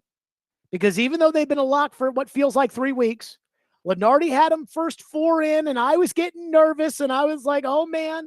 And then I saw them drop down that thing in which they said Vanderbilt, a 10 seed. And I said, yes, good for Vandy. And then I saw playing at 3:15 Eastern, which means 2:15 our time, which really means, you know, the way these NCAA tournaments work, it's really more like 2:35 Central Time on Friday. And I said, yes, because that means we'll have the game right here on 1025, 1063 The Game, and I get my weekend started a little bit earlier. Head coach Mark Byington joins us now on the program. Coach Jared Stillman here in Nashville, 1025 The Game. First of all, congratulations on making it to the NCAA tournament. How relieved, I got to ask, how relieved were you when you saw the 10 seed and your name pop up on the screen? So Jared, you just said you were nervous. Imagine how I was feeling. And I mean, you're going through every single projection by, you know, there's probably 10 guys out there doing it right now. And we were always in every single one of them. And my fear was, don't let the one that actually matters not have us in the tournament. And we were kind of following scores, and you see yesterday when VCU won, I was like, all right, that's good news. And I know we're not supposed to cheer for Memphis as a Vanderbilt guy, but we were cheering for Memphis yesterday. We didn't want them to take away a spot. And so with all that going on, I mean, there was anxiety, but I felt good after those results yesterday that we were going to be in. I just didn't know when and where. You know, Coach, what's crazy is I had been following kind of the bubble, who's in, who's out, the locks, and when you guys beat Missouri, and I'm not going to lie to you, Coach, I turned the game off because I was watching the little multi-view on YouTube TV, and when Missouri took, I want to say like a 3-point lead or 4-point lead late, I was like, okay, well, you know, I flipped off and you guys came back and won the game. But when you won the Missouri game, you were a lock. And from that point on, you played teams that absolutely had to have it. Arkansas had to have it. Georgia had to have it. Texas had to have it. But it still felt like that wasn't the best Vanderbilt basketball that I had seen all season in that 3-game period. Kind of how much do you look at those 3 games, the opponents you were playing, and how much do you feel like, hey, we got to get right for Friday? Well, and so you look at the time, and all 3 of those teams were NCAA tournament teams. And you know, the only one that I felt like we lacked something, we lacked energy, we lacked, you know, just not being prepared or not looking like ourselves all year was the home game against Arkansas. And Arkansas is so talented. I mean, if you look at them in the layup lines, you look at those guys, they're all top 100 recruits. They're 6'8", 6'9", they jump out of the gym, and Arkansas got us, and that was the one. But then we're down in Georgia the next game, and it was a desperate time for Georgia, but they're good. They got a lottery pick, and we played well. And then you get to the Texas game, and you know, obviously they needed it. They also have a lottery pick. I mean, how this league is, we just didn't have it in the first half. I thought like we, you know, I had to weigh the world on our shoulders. It wasn't because we thought we were in. We actually were fighting really hard, and then, you know, running into good teams. So I like all the fact that we've kind of been in a situation now for about a month, 6 weeks, and being desperate, have to win, going against good teams, that it should help us out later on. So I hope we're playing well against St. Mary's on Friday. Mark Byington with us, Vanderbilt coach. How much do you rely on the fact that you played games that went right down to the wire this year, where, again, it's a Chris Magnon block here against Tennessee. It's, you know, 18 reviews there against Texas A&M. The Missouri game. Again, I turned it off thinking it was over. Going into this tournament, what I think probably gets lost in translation is just how small the margins are, even in the first round for teams that end up going to the Final Four sometimes. How much do you bank on the fact that, hey, we've been through that this year with some of these really tough games that have come down to the wire in the SEC, sometimes on the road in the SEC, Coach?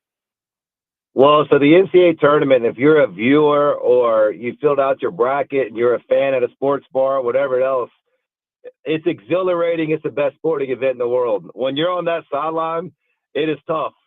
And now the good thing is just what you said, I do think it's going to help us that you got to learn along with your team along the way and learn who can handle certain situations, who's good at it. And the situational basketball is extremely important. It was in the SEC for us, and it is almost for every single team in the NCAA tournament. So I do hope it carries over. Coach Byington, when it comes to the way you've built this program, this team has not made the NCAA tournament since 2017. And it got close a couple of years ago. But when a coach gets fired in today's era, it doesn't matter if it's basketball, football, whatever, it feels like the entire roster jumps into the transfer portal. Then a new coach comes in, and it feels like he takes his entire roster that he had at the previous stop with him from the transfer portal. You didn't do that when you came over here from James Madison, but this is a very new team. How difficult is it to get everybody to take a job in a conference that I don't think you've ever worked in, and with, some big time, high profile, high price coaches, and to jump into the portal right away when you got hired towards kind of the later part of this stage, jump into the portal right away, start grabbing guys, get them together on campus, get them into Vanderbilt, and then get them to play together. How difficult is that? And how do you find a way to be able to get a team to click doing that? Well, it is the biggest challenge, and it's a difficult challenge, but it was what we went into this year saying, all right, we got to conquer this to have a chance. And I said this when I got hired on the job. I think a lot of coaches get hired and they want to buy themselves time, and they say it's going to take, a couple of years to rebuild and where it is. And I didn't want to do that. I didn't want to give myself kind of an out. I didn't want to give our team an out. And so we came in, we're like, look, here's going to be the plan. We're going to give every single thing we have, coaching staff, players, and if it's good enough, it's good enough. Now, what I didn't anticipate when I was doing all that was the SEC was going to be an historical great league. It's rated the best league ever, not just the best SEC ever. And going into that and trying to, challenge yourself against these coaches, against these players, it's tough, but I had the right personality of guys in that locker room that wanted to accept that challenge. How hard is it? And again, I don't want to jump to next season because you're focused on St. Mary's on Friday, but how hard is it to say, okay, I feel like I got the right guys in the locker room, knowing that next year you're probably going to have to go back out into the portal and go recruit guys that may or may not be the right fit for the locker room the next season? It's not like these teams grow together the way they used to, Coach. Yeah, it's the nature of what, not just basketball is, but college athletics is now. So you almost have to say, this is how business is being done. This is the rules. This is kind of the landscape, and embrace it rather than say, you know what, I liked it how it was 5 years ago or 10 years ago. So, being the modern age of what it is, embrace it. And the way I want it to be, I would love to return most of this roster next year. And the fans who saw them this year can cheer for them again next year, and the younger guys the year after that. But also understand that that's not how things are exactly going right now. So with my staff right now, I have 3 assistants every day that spend a couple hours on recruiting, transfers, portal, but I also have most of my staff and myself, we're in the here and now in this team and what, what we can do to kind of get everything out of this moment. So you got to do both, because the portal's opening for us. I believe it's March either 22nd or 24th, and you got to prepare for that moment as well. You know, Coach, I was at the grand opening of the Huber Center a couple of months ago, and I apologized there to your boss, Candace Lee, because I said to her, I go, when Vanderbilt said they were going to put this Vandy United program together in order to raise all the money to build new facilities, I said, I'll believe it when I see it. And I know that all that happened before you got here, but it does seem not just between Vandy United, but also with the NIL money. We see it in football with Diego Pavia. How does Vanderbilt beat Alabama? Because Vanderbilt's got NIL money. We saw last week the news about a new matching gift that's for the NIL program here. When it comes to Vanderbilt and the position and the unique situation Vanderbilt finds themselves in from an NIL standpoint, how much of a, I would say, advantage is that? Or how much of a, okay, we got to really still ramp it up to compete in the SEC, is it? Well, I mean, I don't know where we are in other sports, but we're competitive. I mean, I wouldn't say we're in the top 8 of the SEC, but we're competitive, and we're building right now. The momentum's building, and I'm working hard at getting people to understand the importance of it. And so when I was, thinking about the Vanderbilt job, I mean, you meet Candace Lee, and you see she's committed. You see she has a vision.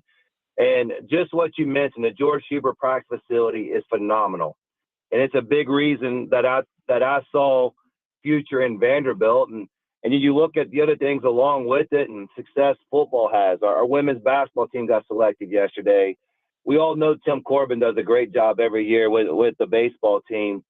This is a great time to be part of Vanderbilt. And I kind of saw a shooting star last year when I was looking at the job and seeing the vision. And I was like, this is a great time for me to be a part of it.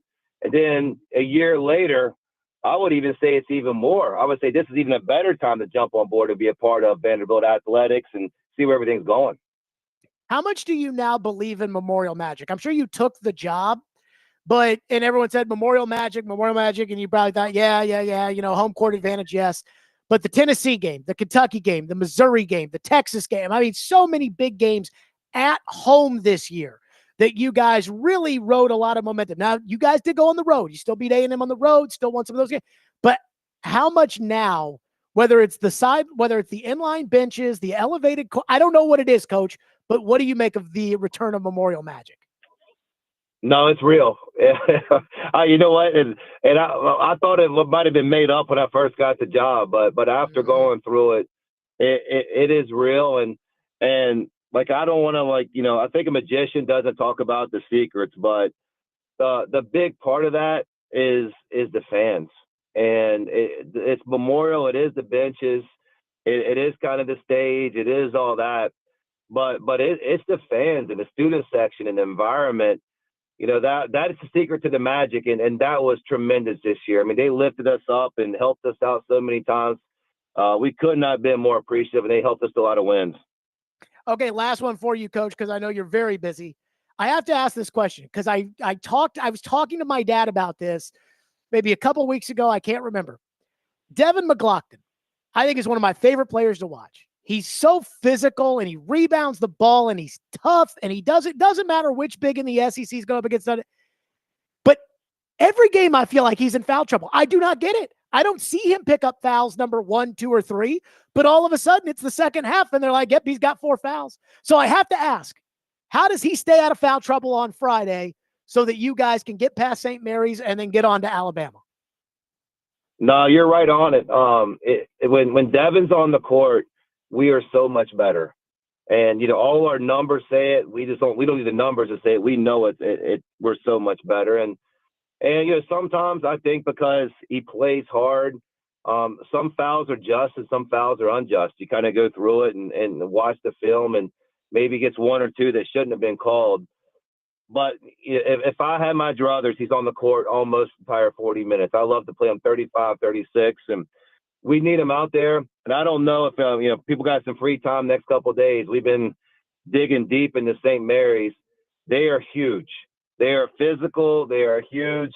And we need Devin McLaughlin on the floor to be able to compete with them.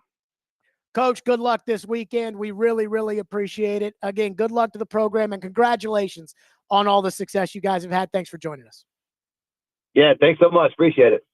Yep, Mark Byington, Vanderbilt's head coach. Vanderbilt's first trip to the NCAA tournament since 2017.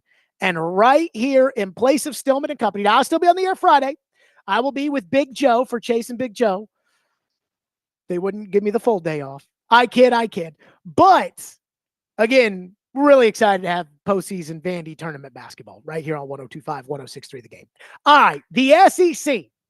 Boy, they love to talk. But now, we'll see. And I'm a little skeptical. We'll get to that coming up next. Stillman and company, 102.5 The Game.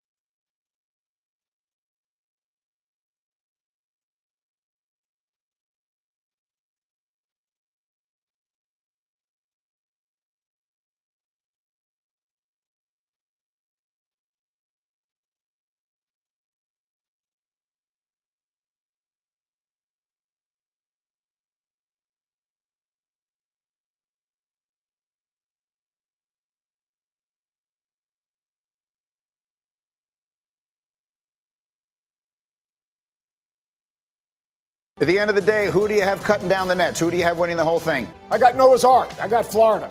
Florida is this year's UConn. Their backcourt with depth and shot making. Walter Clayton is a lottery pick. He's the best guard in the country. Their front court, they have athleticism and skill. Alex Condon's skill set is great, but Chinyelu, he gives them a front court guy. They run the floor, they seal, the offensive rebound, they defend, and they got shot makers all over the floor. I'm going to go right like this, and the Florida Gators with a national championship. Okay, that was Seth Greenberg this morning, and I don't think that's a crazy take. Again, my watching of college basketball usually starts every year right around the Super Bowl. It's like, yeah, I mean, I know it's going on in November. In fact, what's funny about college basketball is with football, I'm like, oh, thank God we started football season. But when it comes to college basketball, when they start the season, like in November, I'm always like, oh, man. It's already time for college basketball. You know what? It is Thanksgiving-ish time. It is kind of the time where we start college basketball here and there. Now, I do listen to Robbie and Retro every morning, and so Joe wants to name the roster, UT every single day on the air, so I do kind of know when they're playing basketball because of that. But most of us normal people do not start paying attention until probably around February 1st. And then there's kind of the end of the regular season, the conference tournaments, which are always exciting. It's a very exciting conference tournament weekend. And then, of course, the selection show and the dance. And all of us are going to be locked in this weekend. But I heard a lot of chest pumping and a lot of trash talking and a lot of we're the best from the SEC over the weekend. And I have to ask, because everyone keeps talking about how this is the best the SEC has ever been. I have to ask, how do we know that? Like, how do we know this is the best the SEC has been? Some people will say it's the 14 bids. We got 14 teams into the tournament. But that doesn't really mean much to me. We expand the field all the time. So when I see 14 teams in the tournament and a 68-team tournament, I'm like, yes, but are you sure the SEC is better than when Adolph Rupp was coaching at Kentucky and Ernie and Bernie were at Tennessee? And are we sure of that? And I'll say this, I think part of the reason why the SEC got 14 teams into the NCAA tournament is because the NCAA and everybody else involved is afraid of the SEC seceding from the nation if they don't get their way and get all their teams into the tournament. Greg Sankey talked about this last year when they didn't get, I think it was A&M didn't get into the tournament. And Greg Sankey was all pissed off about it, talking about, we need to expand the tournament or else we won't play in it. He didn't say it, but he said it. And so I think they were like, hey, let's not piss off the SEC, so let's go ahead and put Texas in if we have to. But I've watched enough college basketball in my life. You know, Joe was texting me earlier today saying, are you so clueless about college basketball? You don't know anything about it. Look, man, I was on the radio in Louisville, and Joe knows that. I was on the radio in Louisville, which is the one city in this country where they do care about college basketball all the time. And so I know good basketball when I've seen it. I don't look at the SEC and think, man, this league is just head and shoulders better than everybody else. The committee's telling me that. When the ACC gets 4 teams in, North Carolina only got in because the system is probably corrupt. But at the same time, like I watched Louisville and Duke play, and I watched the SEC play, and I'm not convinced Louisville and Duke can't play with the SEC teams. So go prove it in the NCAA tournament. There are always going to be upsets. And when there are only 16 teams that make it to the second weekend, it is impossible for there to be 14 SEC teams that get there. But I don't need Auburn losing in the second round of the NCAA tournament, though I would freaking take it.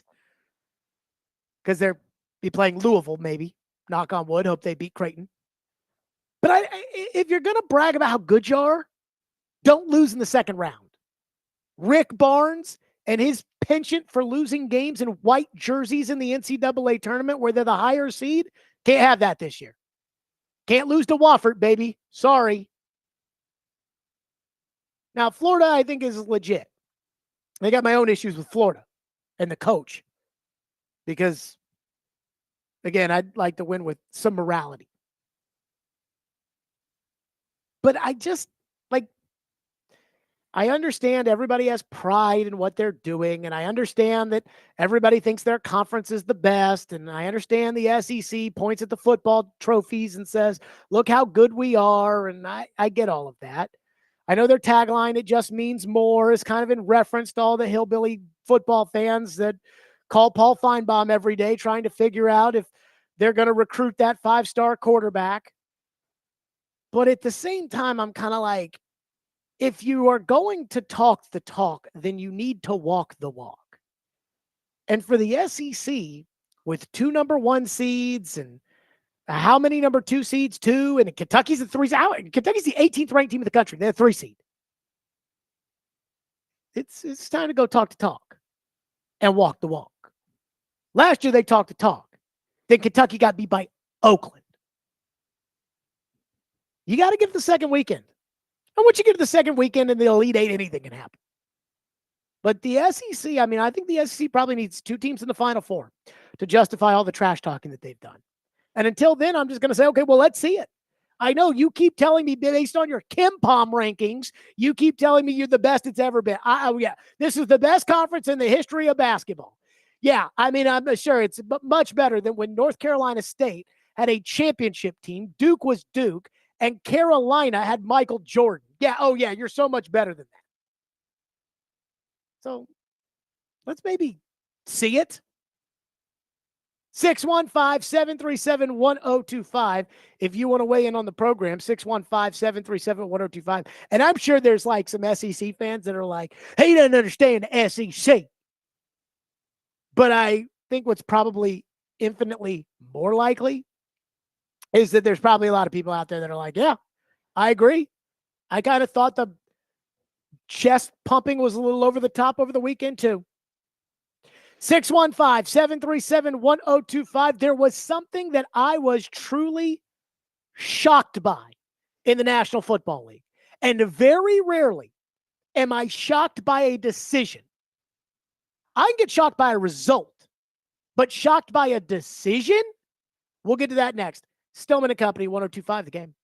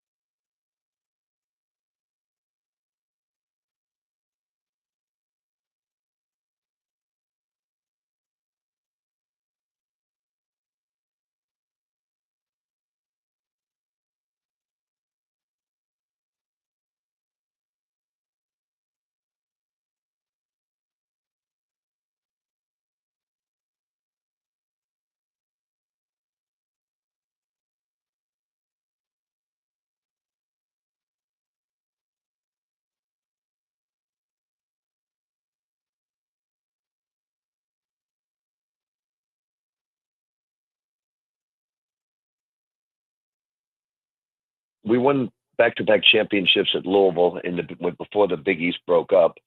And it was a great feeling because I'm a New Yorker. I grew up in Manhattan, Queens, Long Island, and it was very special to go back home and win it for Louisville. But when you're from here and you know St. John's back in the 60s and 70s and 80s and 90s and played against Louis and coached against Louis, it just, for me, is something special to see St. John's back being so relevant, being a top 10 team, being a 2 seed, seeing the Garden packed. So it's an extra special feeling besides the team winning and being very proud of the guys. For me personally, it's something that goes beyond just the winning season. Rick Pitino yesterday, St. John's a 2 seed in the Big Dance, and Rick Pitino, living proof for all you kids out there that are in high school and think that having a zit on your forehead for the day of the Big Dance is something that you'll never be able to live down. Shame is only temporary. If there's anything Rick Pitino's proven, it's that. So he's got the Johnny's back dancing, and everyone's like, oh, South St. John's, oh, Pitino. I'm like, man, what happened to all the days when I had to like wear a scarlet letter on my chest because my team had Rick Pitino as their coach? I used to take phone calls. Bobby Petrino and Rick Pitino. But now I guess everybody's loving Pitino again. All right, let's get to some of your phones. 615-737-1025 on the tournament. Jay and Franklin is up next on the SEC. He hung Jay, up. thank you for calling. Go ahead. So it said, you said he hung up. It said in there that he wanted to talk about the SEC. And again, I think 95% of you out there, I think 95% of you that are SEC fans, and I grew up an SEC fan. Now, I would not say that I'm an SEC fan because, well, I mean, I'm a Louisville fan. Now, I'm not an ACC fan. Like, I'm not somebody who's chanting ACC because Clemson got a 3 seed or whatever it is in the tournament. But I grew up an SEC fan, and I respect, when the SEC is really good about, hey, the SEC is not getting as much love in college basketball because Dickie V only cares about Duke and Carolina, and so that's not as. But I don't think the SEC. This is just me. I don't think the SEC is any more special than they normally are. And if they go and prove it in the tournament, I'll apologize. One texter says they won 89% of their non-conference games, and Auburn set a record for the most Q1 wins ever, Jared. There's numbers behind it, but you're too butthurt to realize it. Okay. So let's get into this quad 1 discussion, this numbers discussion, this Ken Palm ranking discussion, this, again, all these college basketball metric nerds. You guys probably don't understand this. But I used to know almost everything there was to know about college basketball. Because in Louisville, Kentucky, we talk it on the radio every day. Like, you could not take a vacation day from like the beginning of February until the middle of April because of how big college basketball is.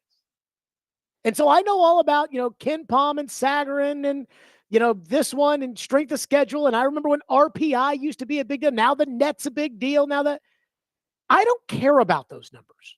Like, I know that people will say, well, hey, they've got the most quad 1 wins and they've got the least amount of it. I don't care about that.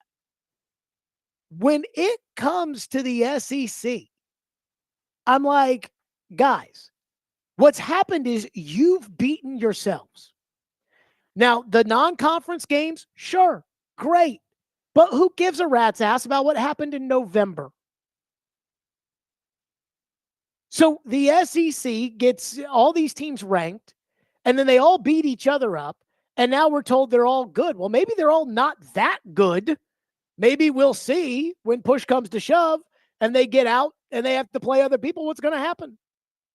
But all those we have the most quad 1 win. Yeah, because you're beating each other. That's why. Let's go to Steven, who's up next here on the program. Steven, thank you for calling, and thank you for listening. Go ahead. Thanks, Jared.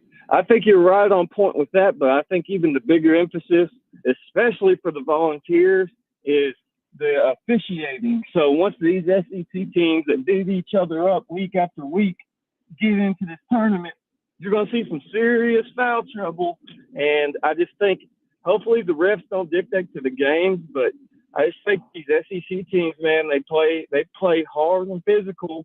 and you get a bunch of refs in there that just blow that whistle every other possession, it's going to happen. You're going to see it happen often and early, and I just hope it doesn't. But thanks, Jared. Yeah, here's what I'll say about the officiating in the NCAA tournament.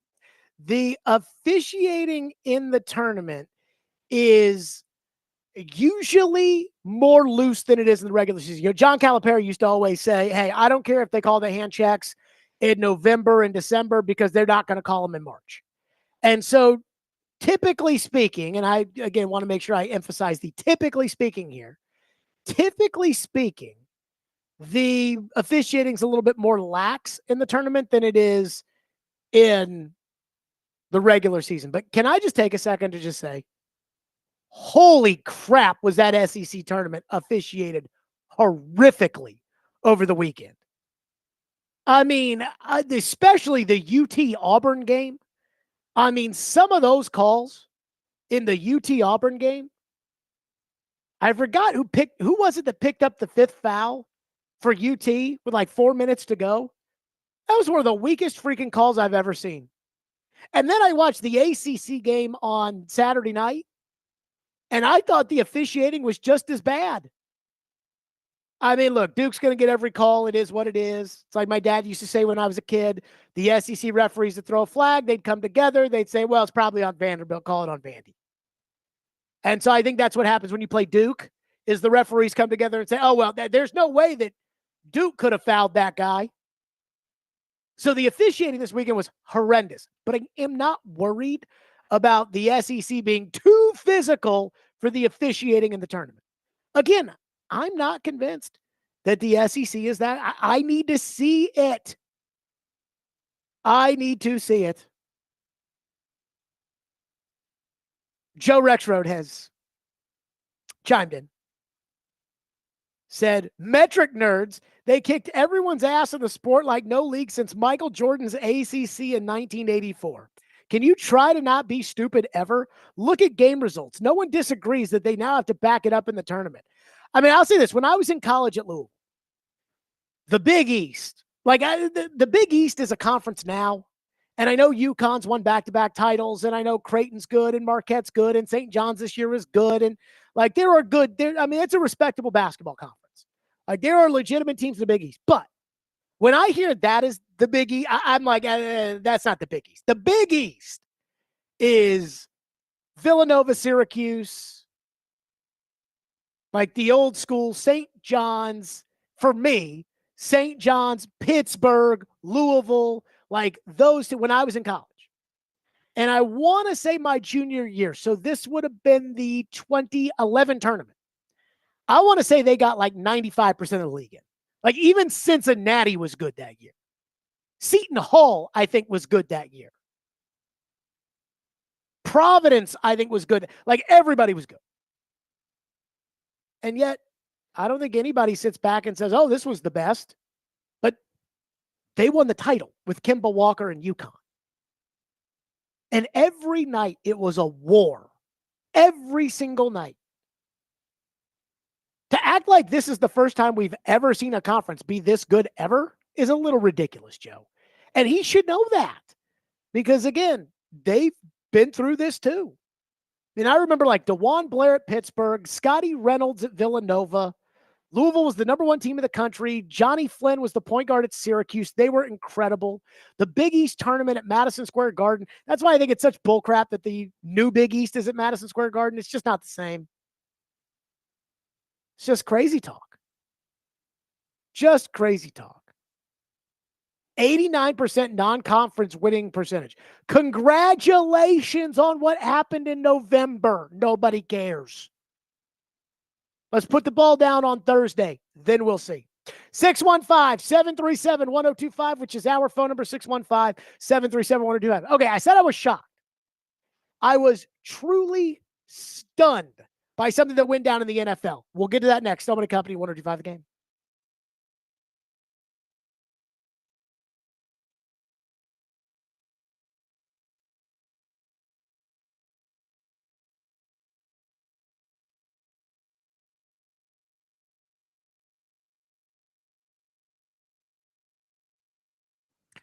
Hiller Plumbing, Heating, Cooling, and Electrical. I know Hiller is pumped for the NCAA tournament. Why? Because Hiller is a proud supporter of both the Vols and Vandy. And let me say this. Hiller is the last company that wants you to have to deal with a plumbing, HVAC, or electrical emergency, especially while the tournament games are on. You do not want that. And most of the time, you're like, oh, no, I don't know how much it's going to cost. I don't know if it'll get fixed right. I don't know if they're going to show up on time. I don't know. You don't have those problems when you use Hiller at your home. And I know this because I use Hiller at my home. The price you're told is the price you'll actually pay. And there are no hidden fees or surprises on your bill. So book online now by visiting happyhiller.com. Get it scheduled for in the morning so you can watch basketball all afternoon. That's Hiller Plumbing, Heating, Cooling, and Electrical. Proud supporters of the Preds, the Vols, and Vandy. Hiller. Call the Hat-Face Truck today.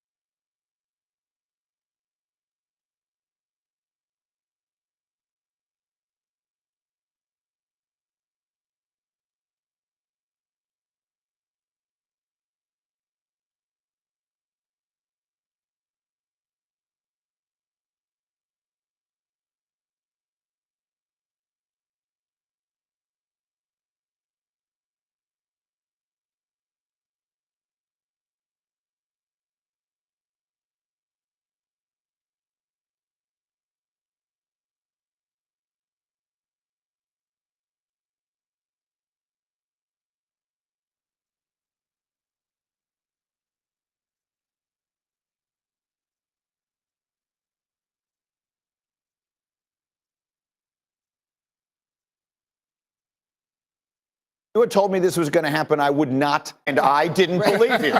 The Bengals told us they were going to do this. We should have believed them. Like Duke Tobin, their director of pro personnel, was at the combine a couple weeks ago saying, our cap situation is fine. We believe we will get these deals done. Jamar Chase is going to be the highest paid non-quarterback in the league. T. Higgins is going to be a Bengal. Said the same thing about Trey Hendrickson. And frankly, Greeny, they're talking to him about another contract right now, too. I wouldn't be surprised if that got done. This was in the works late last week.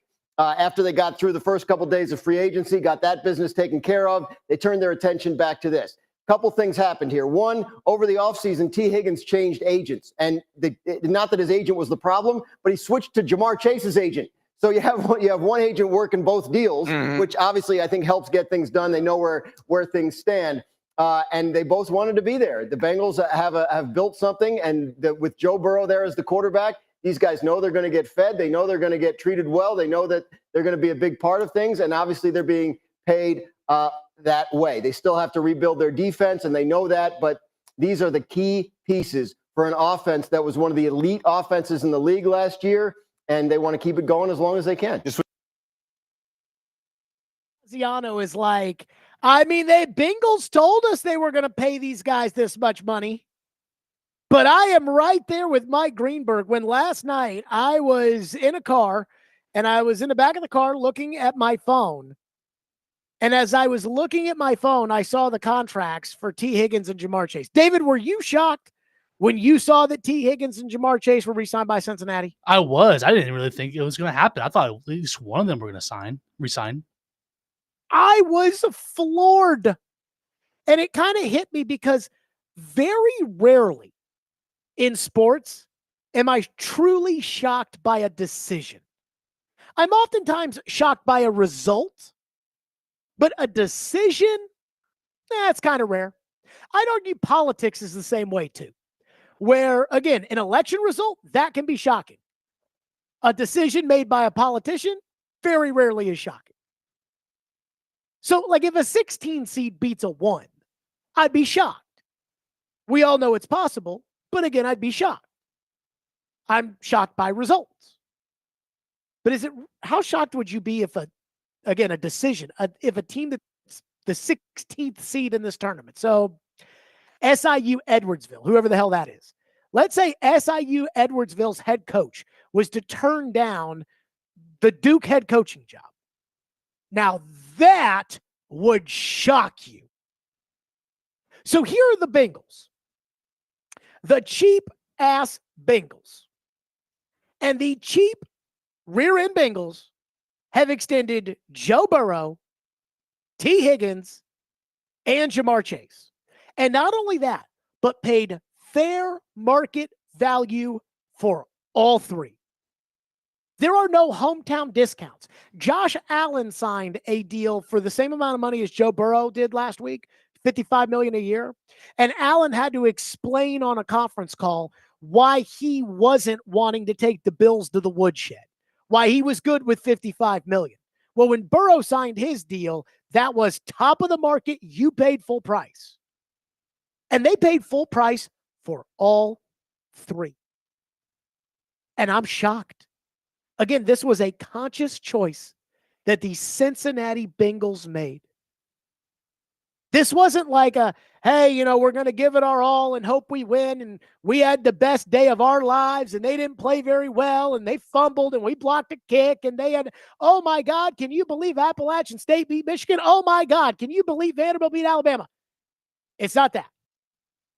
Again, this was a choice that the traditionally cheap Cincinnati Bengals, who I think have been almost unfairly criticized, not because they're not cheap, they are cheap, but I feel like Robert Kraft gets off the hook for being cheap, Jerry Jones gets off the hook for being cheap. I'm sure there are other owners out there in the NFL that are just embarrassingly cheap, that don't want to spend money and they get up, but not like the Bengals. The Bengals have these weird, funky rules where, hey, we're not going to guarantee extra money in a contract. The Bengals do not redo contracts. They do not restructure contracts to take advantage of the Fracata cap rules that allow the Eagles to put 4 void years in at $99 million a year. It doesn't matter. The Bengals don't do that. The Bengals are cheap. The Bengals are frugal. Their owner didn't even wear a Bengals hat during the Super Bowl. He wore some thoroughbred racing hat that looks like the hat I stick in the back of my car in case I run into somebody I know and I'm having a bad hair day. And now I have to assume they're not going to sign Trey Hendrickson, even though Diana Rossini and Jordan Graziano in the cut there said that they might be. But if they extend Trey Hendrickson to where they're paying market value for the leading sacker, 2 top receivers, and a quarterback, I will be floored. Because this is so off-brand for the cheap-ass Bengals to spend that kind of cash. I mean, it's absurd. The Bengals, Floyd used to tell me a story that whatever it was that you were under the cap back in the old days, whatever it was that you were back under the cap, the team got back in cash from the league. I don't totally understand this, but like, let's say you were $3 million under the cap. Then you got $3 million in cash back from the league or something like that. And Floyd told me that every year the Bengals would find themselves $5 million under the cap. Why? Because there's 5 people in the Brown family that owns it. 1 million for you, 1 million for you, 1 million for you, 1 million for you. Like, that's how they used to do it. This isn't like Shad Khan, who's got $1 gazillion and is like, God, I just want to win. Jimmy Haslam, who throws money at the situation every time. This is not that. And so, again, in sports, an outcome of a game, that can be shocking because, again, any number of things can happen. But decisions, like the Bengals' active decision to pay top of the market for all the... I'm stunned. I cannot believe it. And because of this, I hope good things happen for the Bengals. And kudos to Joe Burrow. Because if Joe Burrow didn't publicly call out ownership and call the cap fake and didn't do all the things that I think he needed to do in order to get this, I think they would have been dragging their feet. This time last year, I think they were looking to trade T. Higgins because they didn't think they could pay Higgins and Chase. Now they're paying him more than they thought they were going to pay him. That's okay. Good for the Bengals. Good for football. Good for Burrow. They'll go win some games. 615-737-1025, which is the phone number on the program, 615-737-1025. We have the latest report, which is the biggest no-duh about what's next for the Titans. We'll get to that next. Stillman & Company, 1025 The Game.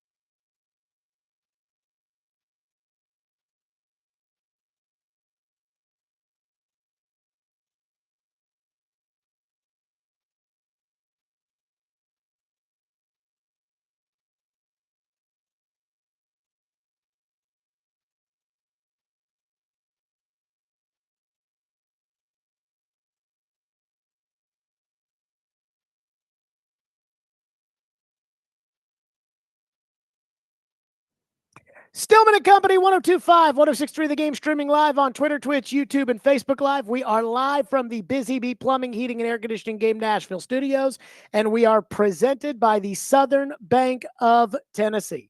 And I said it would become very clear that the Titans have to make a decision about what they're going to do at quarterback by the start of free agency. Why? Because if you're going to go get Sam Darnold, you have to do it at the start of free agency. If you're not going to go get Sam Darnold, you have to know who you're going to get. And the Titans have made up their mind. Again, the insiders, they won't say it, but they're saying it. For instance, this was Jeremy Fowler earlier today on the Dan Patrick Show and what the Titans are going to do with the number 1 pick. Could you see the Giants actually try? I don't know if Tennessee's going to actually take Cam Ward. They sound like they are, but I don't believe anything until it happens. But can you see the Giants being aggressive with either one of these quarterbacks? Yes. And even before the Aaron Rodgers talk, when they were going for Matthew Stafford, like they spent a month on trying to get Matthew Stafford and put together big financial packages, and they were sort of left at the altar. But the sense coming out of the combine was if they strike out on Stafford, they're going to go draft. They're going to go heavy there with that 3rd pick, maybe try to trade up. I still think that's a possibility. If you get Rodgers or even Wilson to a lesser extent like that, at least frees you up to not have to do that if you don't want to give up too much. But some of that was predicated on Tennessee wanting to move back. It does seem like now, again, a lot can happen with the draft. I won't make sweeping determinations, but from what I've gathered, they seem pretty comfortable with Cam Ward. Like there's some momentum there with other teams I've talked to league-wide that they feel like they're just going to sit there and take Ward. I know the interviews with Ward have gone well. They feel comfortable with like the mistakes he has made on the field. They feel like he's done a good job of explaining those and can be coached and correct them. And he's got the obvious upside on top of that. So if you equal all that out, you sense a little momentum for the Titans to sit put.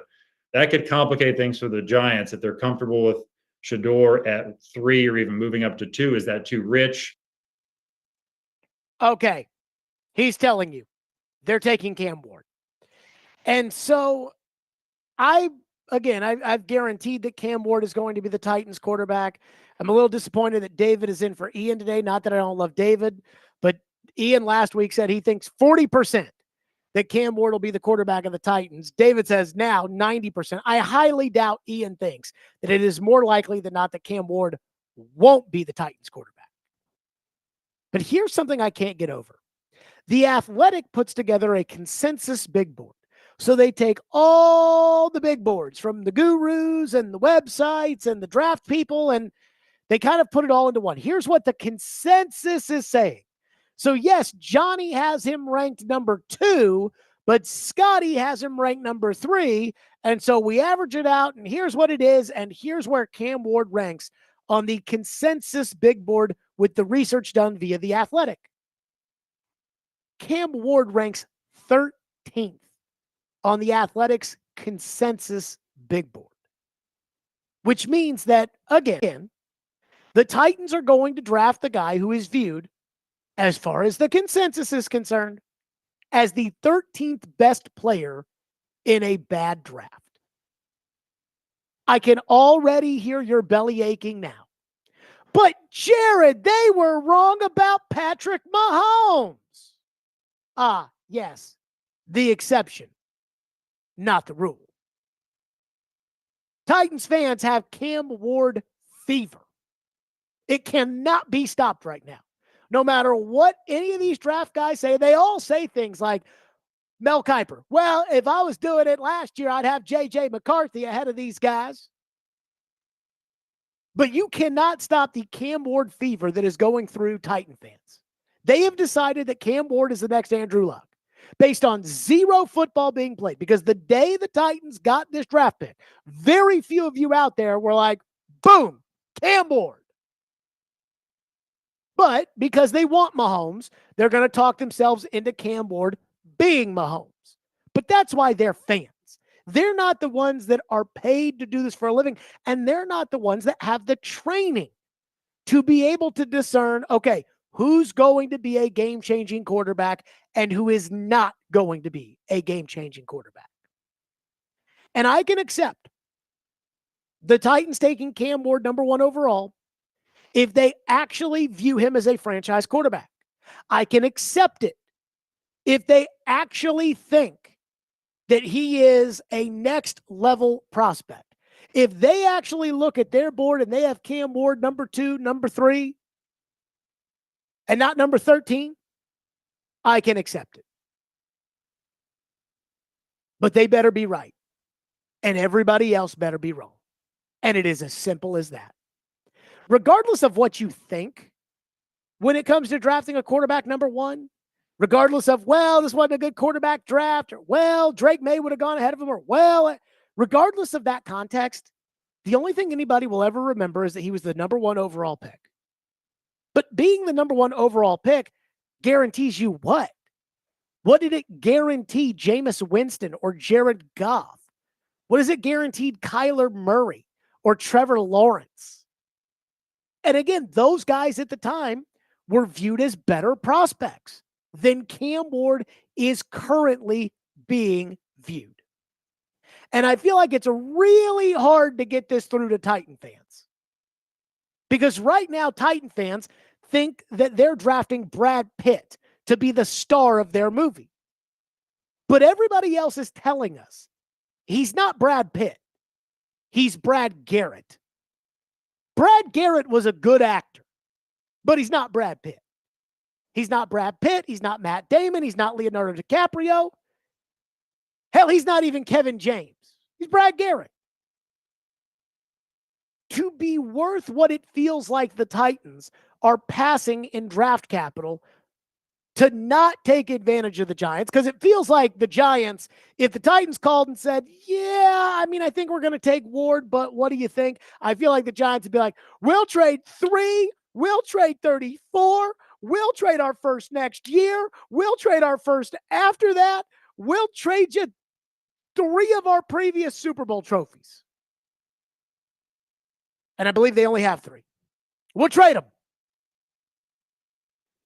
If you're going to pass on that, then he has to be Mahomes, Burrow, Allen, Jackson, Jaden Daniels. Like, he has to be that kind of player. Again, he has to be Brad Pitt, not Brad Garrett. And yet the people that do this for a living, that are able to speak on this publicly, because the teams are not able to speak on this. I have no idea how the Minnesota Vikings feel about Cam Ward. None. I have no idea if they're like, hey, man, that's a franchise passer right there. I have no idea if it's that. I have no idea if they're like, well, it'll be fine. It'll be okay. I don't know. But the people that do it for a living, the Mel Kipers, the Todd McShays, the consensus big board says that he is the 13th best player in a bad draft. Not Mahomes, Burrow, Allen, Jackson, Daniels, Stroud, etc. 615-737-1025, which is our phone number, 615-737-1025, plus the latest that Adam Schefter has on the number 1 pick.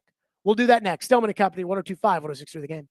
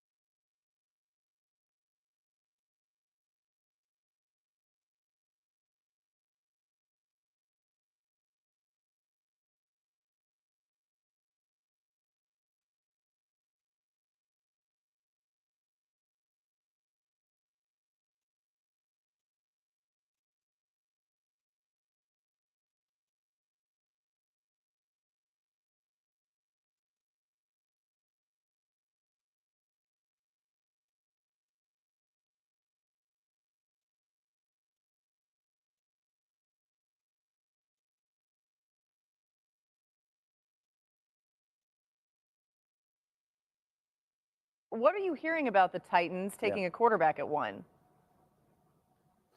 Laura, I think that they're being very diligent and thorough in their approach, and they want to do a lot of work before they make a decision. It certainly sounds like if they stay at 1, that Cam Ward would be the number 1 pick, and if a team traded up, Cam Ward would be the number 1 pick. So it's going to be up to Tennessee and the new general manager, Mike Borngazi, to decide here. Are they better off?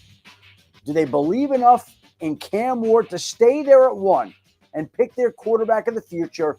Or are they better off dangling that pick, getting back a boatload of draft pick compensation in return, and basically punting on getting your quarterback of the future until another year? That's the biggest decision that they're going to make here in the coming weeks. But it certainly seems like there's a mounting consensus that Cam Ward is going to be the number 1 pick. And if we look at what the Titans did during free agency, they did not make a move for an established veteran quarterback. The only quarterback that they signed in free agency was Brandon Allen. And there is what they've done during free agency. They beefed up the offensive line. They didn't address the quarterback position in a meaningful way. And that would seem to suggest, for whatever that's worth, that quarterback could be the direction that this team moves in on draft night. Yeah. Okay, so the latest from Adam Schefter, you just heard it right there on ESPN, that the Titans are doing all of their work on Cam Ward. They want to make sure that they check every box. They want to make sure they dot every I and cross every T. But again, Cam Ward is going to be the next quarterback of the Titans. Adam didn't say it, but he kind of said it. Because the other option is this: punting on this season, not taking a quarterback, and going into it with Brandon Allen at quarterback. That is not going to happen. Again, Cam Ward has one more hurdle to leap, and that comes next Monday. That's his pro day. If Cam Ward bombs at his pro day, and I have seen quarterbacks bomb at their pro day before. Teddy Bridgewater, when I covered Louisville, Teddy Bridgewater absolutely bombed at his pro day. Somebody was very high up in the at the time in the athletic department told me, no, he cost himself a lot of money with that pro day. I said, really? He said, oh, yeah. And he ended up going with the last pick of the first round. So a bad pro day can screw you. So I think the Titans are going to want to see Cam Ward at the pro day. The Titans are also going to have a private workout with Cam Ward. I don't have any sourcing on that. I don't know that for a fact. I'm just pretty certain. The Titans are going to go to Coral Gables and they're going to work out Cam Ward, which is what the rules say you have to do. In order to have a private workout with a prospect, you have to go to his town to do it. They're going to do it. My guess is they've probably either already done it or at some point before the pro day, they're going to have the private workout with Cam Ward. But Schefter just told you he's going number 1. The only option is, hey, if the Titans don't love it, then maybe they'll think about trading out. And again, I just think that that's the Titans telling Schefter, we're not ready today to commit to telling you that we're going to take Cam Ward, but we're going to take Cam Ward. And it just boggles my mind how so many people now are like, oh my God, they're going to take Cam Ward. Like, this was a binary option. Darnold or Ward. Nobody's making Will Levis their starting quarterback in 2025. Nobody is making Brandon Allen their starting quarterback in 2025. Look at all the teams that didn't have quarterbacks that aren't drafting number 1.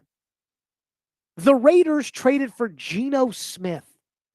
If I had brought that up, again, I'm very pro Sam Darnold. I would have gone in the direction of Sam Darnold. You all know that. But if I had sat here and said, you know what the Titans need to do? The Titans need to trade for Geno Smith. You guys would have gone nuts. Quite frankly, I probably would have gone nuts if they had made Geno Smith their starting quarterback. But again, those are the options people are taking. Justin Fields was awful last year. But Jared, he was 4-2 as a starter. I know, and Russell won a bunch of games there too. Mason Rudolph was 3-0 as a starter for that same team. And he got $20 million a year from the Jets because the stinky Jets are so desperate that they took a stinky quarterback who is not a starter and gave him $20 million. And that's what the teams didn't have quarterbacks did. The Giants have looked under every rock. They tried on Stafford. They hired the brother-in-law. And now they're still sitting there with their schmeckles in their hands trying to figure out what they're going to do. You, the whole time, you've just been like, yeah, I don't know. There is no I don't know to this. You have to have a quarterback. You're going to take the quarterback. There's one quarterback in this draft. You have the first pick. You don't have a quarterback. You're going to take the quarterback. And everything else other than that is just pure posturing. So when I hear Adam Schefter say, well, maybe they could punt on quarterback for right now, I'm like, then who's going to be their quarterback, Adam? And while I have seen teams over the years do some really stupid things lately, like San Francisco going into a season where they had the number 2 pick and they didn't draft Mahomes and they didn't go get it. They had Brian Hoyer start at quarterback. Well, I've seen the Raiders dump Derek Carr for Jimmy Garoppolo. The Titans' moves this offseason have all been rather smart. Dan Moore Jr., the only real starting tackle on the market. They overpaid. Totally fine. Cutting Chidobe Awuzie. Hey, he's old, injured, not good, saved $4 million. Makes sense. Trading Kenneth Murray away. Somebody else, take this $7.5 million off our hands. The guy's not healthy and he can't wear the green dot. Meanwhile, we're going to take $7 million and we're going to give it to a guy who can wear the green dot. Makes sense. You know what doesn't make sense? The things they've done over the years, like going into the season without a right tackle. 5 minutes into free agency, that problem was solved. All week, they didn't have a right guard. Thursday, Wednesday, whatever day it was, the second day, the third day, 1 year, $9 million for Zeitler, guy who played 16 games last year. Done. Makes sense. They needed a backup quarterback. Again, not a guy who is a starting quarterback that could be better than Cam Ward, like a guy who's clearly worse than Cam Ward, who knows what his job is, who knows how to back up a young quarterback. They went out and got the guy who was the backup in that exact same spot when Brian Callahan was the OC in Cincinnati. Everything they've done makes sense this year. The one thing that would make no sense would be not taking Cam Ward with the first overall pick. And I don't even like Cam Ward, but it wouldn't make any sense. So when I hear Adam Schefter say that my sense is they're probably going to take Ward, but I'm like, yeah, but if that pro day is a disaster. Phone lines are driven by WilsonCountyHyundai.com, 615-737-1025. Matt is up next here on the program. Matt, thank you for calling. Thank you for waiting. You go ahead. Hey, Jared, heard you talking about kind of the NFL talking head draft gurus in the last segment, and it kind of made me wonder, to your knowledge, has anyone ever done a kind of analysis or study on how accurate those guys are? And I would think if they are accurate, if those guys do know what they're talking about and are right more often than not, McShay, Kuiper, even Matt Miller, guys like that, NFL teams would have hired them to run their front offices, or at least it seems that way. So just curious if you know anything about that. I'll hang out and listen. Why would you hire those guys when you can hire Rand Carthon? I kid. But let me say this. I don't know what, I mean, I when somebody says these guys being right, I kind of ask people, okay, so 2 things here. Number 1, define what right means. Like Mel Kiper Jr. in his mock draft had Josh Allen going number 1 overall to the Cleveland Browns in 2018. Cleveland chose Baker Mayfield in that same draft. I think we can all look back on the 2018 draft and say, Josh Allen should have gone number 1. Unless you think Lamar should have gone number 1, then you can put him number 2. Allen, Lamar, whatever. We know it's not Baker. We know it's not Darnold. We know it's not Rosen. We know that it should have been Allen or Lamar. One of them goes 1, the other one goes 2. So did Mel get it right? Or did Mel get it wrong? Because technically Mel got it wrong because they took Baker Mayfield. But they got it wrong by not taking Josh Allen, and Mel thought they should have taken Josh Allen, and Mel was right. So that's my first question is let's define what right means for the draft guru. Secondly, even the best general managers, and for some reason, Titan fans have a really hard time getting this through their heads. Even the best general managers are like 60% in the first round, 65, 70%. Even the best. Howie Roseman busts in the first round. Andre Dillard, Jalen Rager. I mean, he traded a whole swath of picks to go get Carson Wentz. And then he gave Wentz a contract extension. Bust. So even the best miss when it comes to the first round. I know, because Titan fans are like, how could John Robinson have missed the first round pick with Isaiah Wilson? Like, it happens. Nobody wants it to happen. It happens. So if the best guys in the league are 65, 70% in the first round, well, how do you compare Mel Kiper to that? Mel Kiper doesn't have one pick every year. So I guess you're sitting there saying, like, I think these teams would have hired him if they were so smart. Well, the Jets picked their team off of Madden football. So it's not about smart that leads to these decisions being made. I can promise you that. One texter says, I am not sold on Cam Ward. Man, oh man, I wish we got Bowers last year because then I would feel better about the infrastructure. 13 overall would be the Titans picking a Titan player. That is, if the Titans took the 13th best player in the draft with the first overall pick. I mean, it's bad. You know, there's a question I asked on Twitter today that I want to get to, and we'll do that next. Plus, the other thing I'm going to say about Cam Ward, who, again, if it was up to me, Sam Darnold would be the Titans quarterback, and all people would be talking about is whether or not the Titans are going, who they're going to trade that pick to. But they've made up their mind. It's going to be Ward. So there's one other little element of this that bothers me, but we'll get to that next. Stillman and Company, 615-737-1025, 1025, 1063 The Game.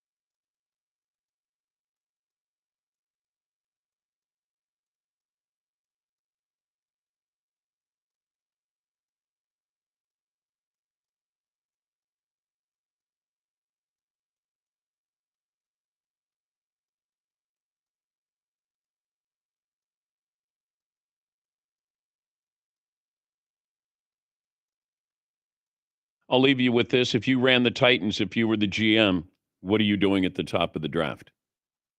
Cam Ward, and Cam Ward. I think the most impressive part about the combine, Dan, was what the University of Miami offensive lineman and teammates said about Cam Ward. I'm a big believer in life is who you really are is how you treat people that can help you. Cam Ward was a selfless leader. He has what it takes. I think his intangibles are off the charts, and they shouldn't answer the phone if someone calls him. I'll leave you. Shouldn't answer the phone if somebody calls them. Is that not wild to you? That, again, was Mike Lombardi on the Dan Patrick Show, or Mike Tannenbaum on the Dan Patrick Show. And he's sitting there saying, like, hey, Cam Ward. They should not even pick up the phone. Somebody offers 3 first-round picks, the Giants. If the Giants offer 3 first-round picks and you think he's the 13th best player in a bad draft, do not pick up the phone to take Cam Ward. That's what, again, this has become, the draft season. So I put out a question on Twitter earlier today because I wanted to see how people were going to react to this. And I said, what if I tell you? And again, I'm not saying that this is what he's going to be. I'm just saying, what if I told you? What if I tell you that Cam Ward's career ends up similar to that of Kyler Murray's? This is what I'm afraid of when it comes to Cam. He's got good arm talent, but he's not a precision passer. Cam's a good athlete, but he's not an electric athlete. Cam's good at a lot of things, but he's not really great at anything. The one thing I do love about Cam Ward is I do feel like he can make off-platform, off-balance throws, which are very difficult in the NFL. And I said, what if I told you that Cam Ward's career ends up similar to Kyler Murray's? Kyler Murray is one of the 32 best quarterbacks in the league. But he got to the playoffs one time. He was atrocious in that one playoff game. And it's not like any person in America is lining up to have Kyler Murray be their quarterback. Now, I saw Titan fans talk themselves into Derek Carr, and I've told you my theory on Poo-Poo Johnson. Titans could sign Poo-Poo Johnson, and Titan fans, you people, would convince yourselves that there's actually something to that.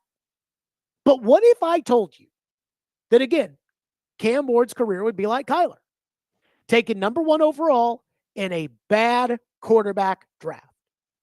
Again, the quarterbacks in Kyler's class, Daniel Jones, the late Dwayne Haskins, and Drew Lock.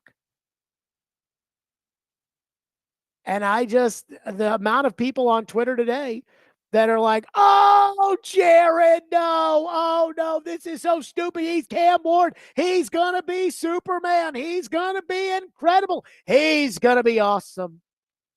There's also a lot of people that are like, well, you wanted Sam Darnold. You're right. But I didn't want to use the number 1 pick this year on Sam Darnold. That's the difference. Like, I'm still trading back and getting all the draft capital, and I'm just getting a quarterback to help me build my team so that one day I can go get a good quarterback when a good quarterback's out there, not have to tell myself that this quarterback that's out there is much better than everybody seems to think he is.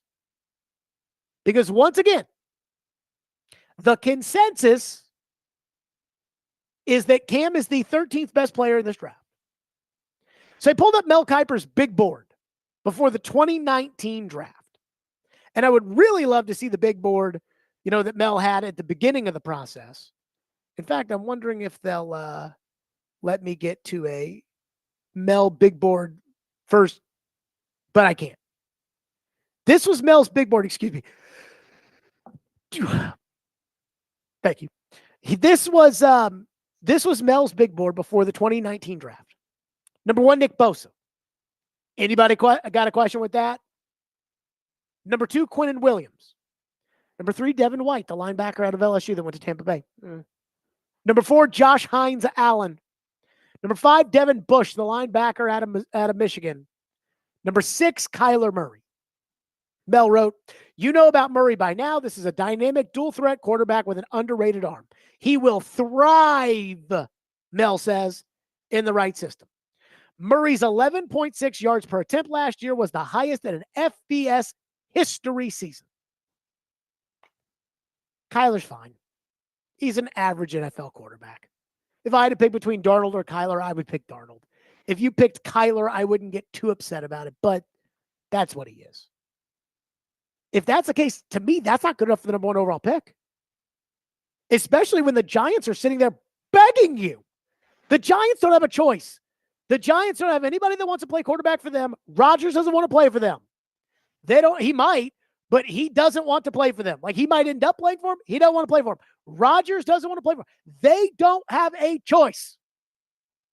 So they're desperate. They're getting fired if they don't show improvement. If they don't have a quarterback to show improvement with, then you're screwed. And I'm like, you got to make sure this guy is that good. One texter says, what if Cam Ward is equal to Tannehill? Well, let me ask you the question. Is Ryan Tannehill good enough to be the number 1 overall pick in a draft? Ryan Tannehill was in a bad draft. Now, Andrew Luck and RG3 are were very good prospects. But like Deion Jordan went number 3 in that draft. Tannehill might be the 2nd overall pick in that. If you were to go redraft 2012 again, I'd have to look at it. Tannehill might be the 2nd or 3rd pick. Russell Wilson, number 1. Tannehill or Luke Kuechly, number 2. I don't think Tannehill's good enough for the number 1 overall pick. Because if you wanted Tannehill, you could have just kept Tannehill. One texter goes, do you think the Titans could have signed all these free agents because they needed to, and then signed Brandon Allen to make it look like they're going to draft Cam Ward, just to drive up the price tag and then run it back with Will Levis next year? So, long answer to that is it's complicated. Short answer is no. I don't think that this is a charade. I don't think the Titans are bringing Will Levis back as the quarterback. I don't see any reason why they would do that. I don't, Amy's son-in-law or future son-in-law, Bryce Wasserman, is in the football operations staff, which I don't like. And he and Levis are like buddies. Like, they're like hanging out buddies. And so the only way I could see this to be legitimately possible is if Amy told everybody he stays at quarterback. And I cannot imagine after last year that Amy would say that. But let's take that Fakakta situation. Let's put that to the side. And let's go back to, again, the idea that the Titans really signed Dan Moore to play left tackle, J.C. Latham to move to right tackle, Van Jefferson to play wide receiver, that they haven't gone tight end, edge rusher in free agency because they know they're going to be able to draft it. And not only do they know they're going to be able to draft it, they know they're going to be able to draft it because they're going to trade the number 1 pick back with the Giants, and they're going to put Will Levis at quarterback, and they're going to say, okay, Will, let's see what you do now with a full offensive line in front of you. No Dylan Radins, no Nicholas Petit-Frere, a.k.a. PT. None of that. And now let's see what you can do. I don't buy it. But if they did that, I do think they'd get the best haul you could get from the Giants. And I think that might be enough that even if Levis sucks next year, fans could say, hey, this might have sucked, but we got 3 first-rounders from the Giants and 2 second-rounders, and this is what you need. Sean asks, could this all be priming to fleece the Giants? You have to make them believe you're taking Cam Ward in order for it to work.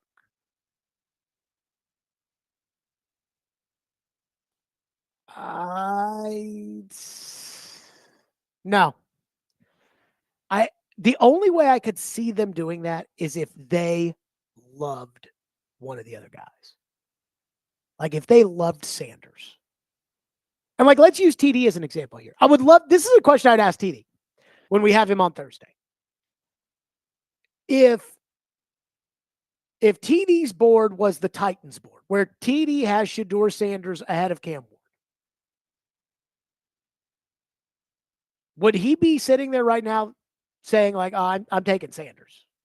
And you can tell anybody that you're taking Ward or Sanders. You can tell them because there's nothing they can do about it.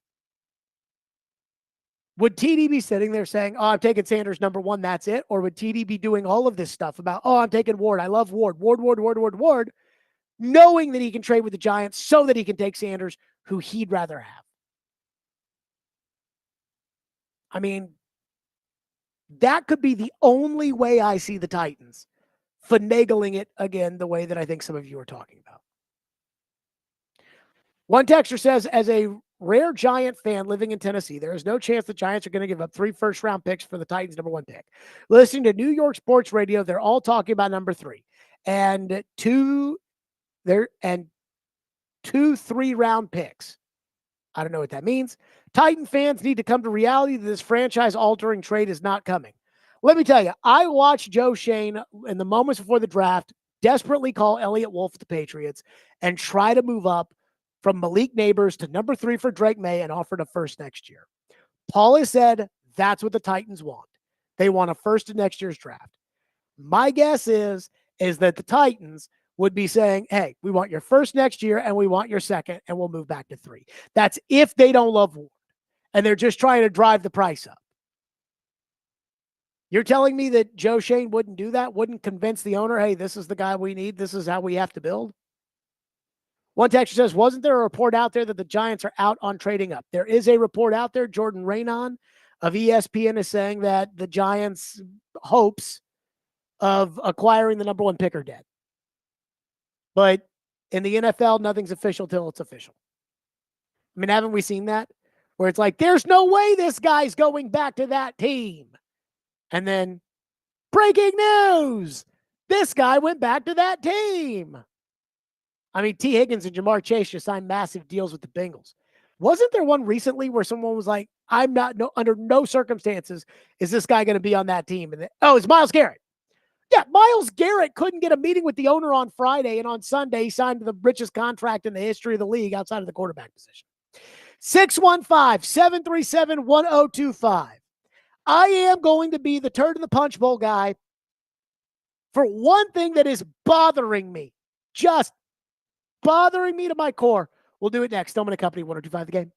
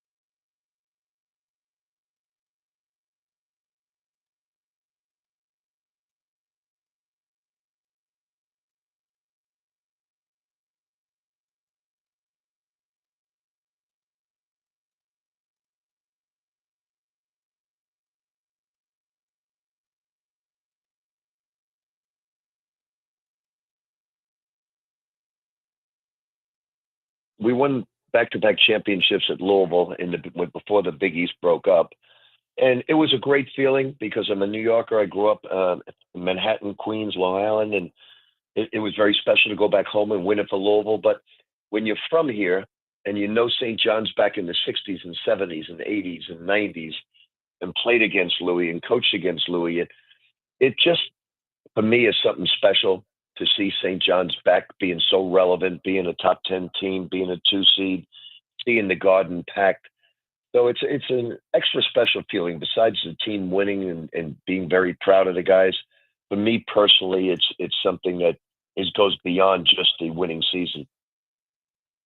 There you go. That was Rick Pitino last night on Sirius XM Mad Dog Sports Radio. And Ricky P sitting back saying, hey, it's just such an honor to be the coach at St. John's, blah, blah, blah, whatever. And I have to be the turd in the punch bowl guy about the NCAA tournament for just 1 second, if I may. Now, this actually is going to make me want to root for Tennessee more than I traditionally do, because I think Rick Barnes is a really good guy. And I believe in sports that every dog should have their day. And I know that Rick Barnes went to the Final Four with Texas in 2003, but he needs another day. Rick Barnes needs one of his days, and then he can ride off into the sunset. There's just, in this tournament, a lot of, in my opinion, I hate to say it, scummy, skeezy, sleazy kind of coaches. And I have to wonder, was it always this way in college basketball? Like, did people used to look at, Pitino brought up Lou Carnesecca. Do you know the days of Lou Carnesecca and Raleigh Massimino and Dean Smith and John Wooden? And I mean, look, Bob Knight had his problems. But look at who's in this tournament. Rick Pitino and his hookers and his Italian restaurants. Todd Golden, allegedly stalking college girls at Florida. Bruce Pearl and his FBI investigations and barbecues. Chris Beard at Ole Miss, fired from Texas after a domestic allegation. Alabama's basketball program was involved in a capital murder 2 years ago in which the coach said, wrong place, wrong time. Mark Pope at Kentucky, he actually seems like a good guy, but I'm not going to root for Kentucky. And John Calipari, who for a long time was viewed as a villain in college basketball at Memphis and Kentucky because it was obvious. Trying to think of the right way to say it's not getting sued. It's obvious. It was obvious from a skepticism standpoint. It was obvious that he was paying for players when paying players was bad. Now that's legal, so I don't view Cal as a bad guy or anything like that anymore. Hey, pay the players. But I'm not rooting for Cal. So I'm going to go for my own team. I'm going for Louisville. Pat Kelsey, great guy. And I remember last year, this time when Louisville was struggling to find a coach, and people were like, oh, who cares about morals? Go get Will Wade at McNeese State, who's also in the tournament. And I said, no. I want to win with dignity. I want to lose with class. I would rather lose with class. And this is a 35-year-old Jared Stillman speaking, not a 25-year-old.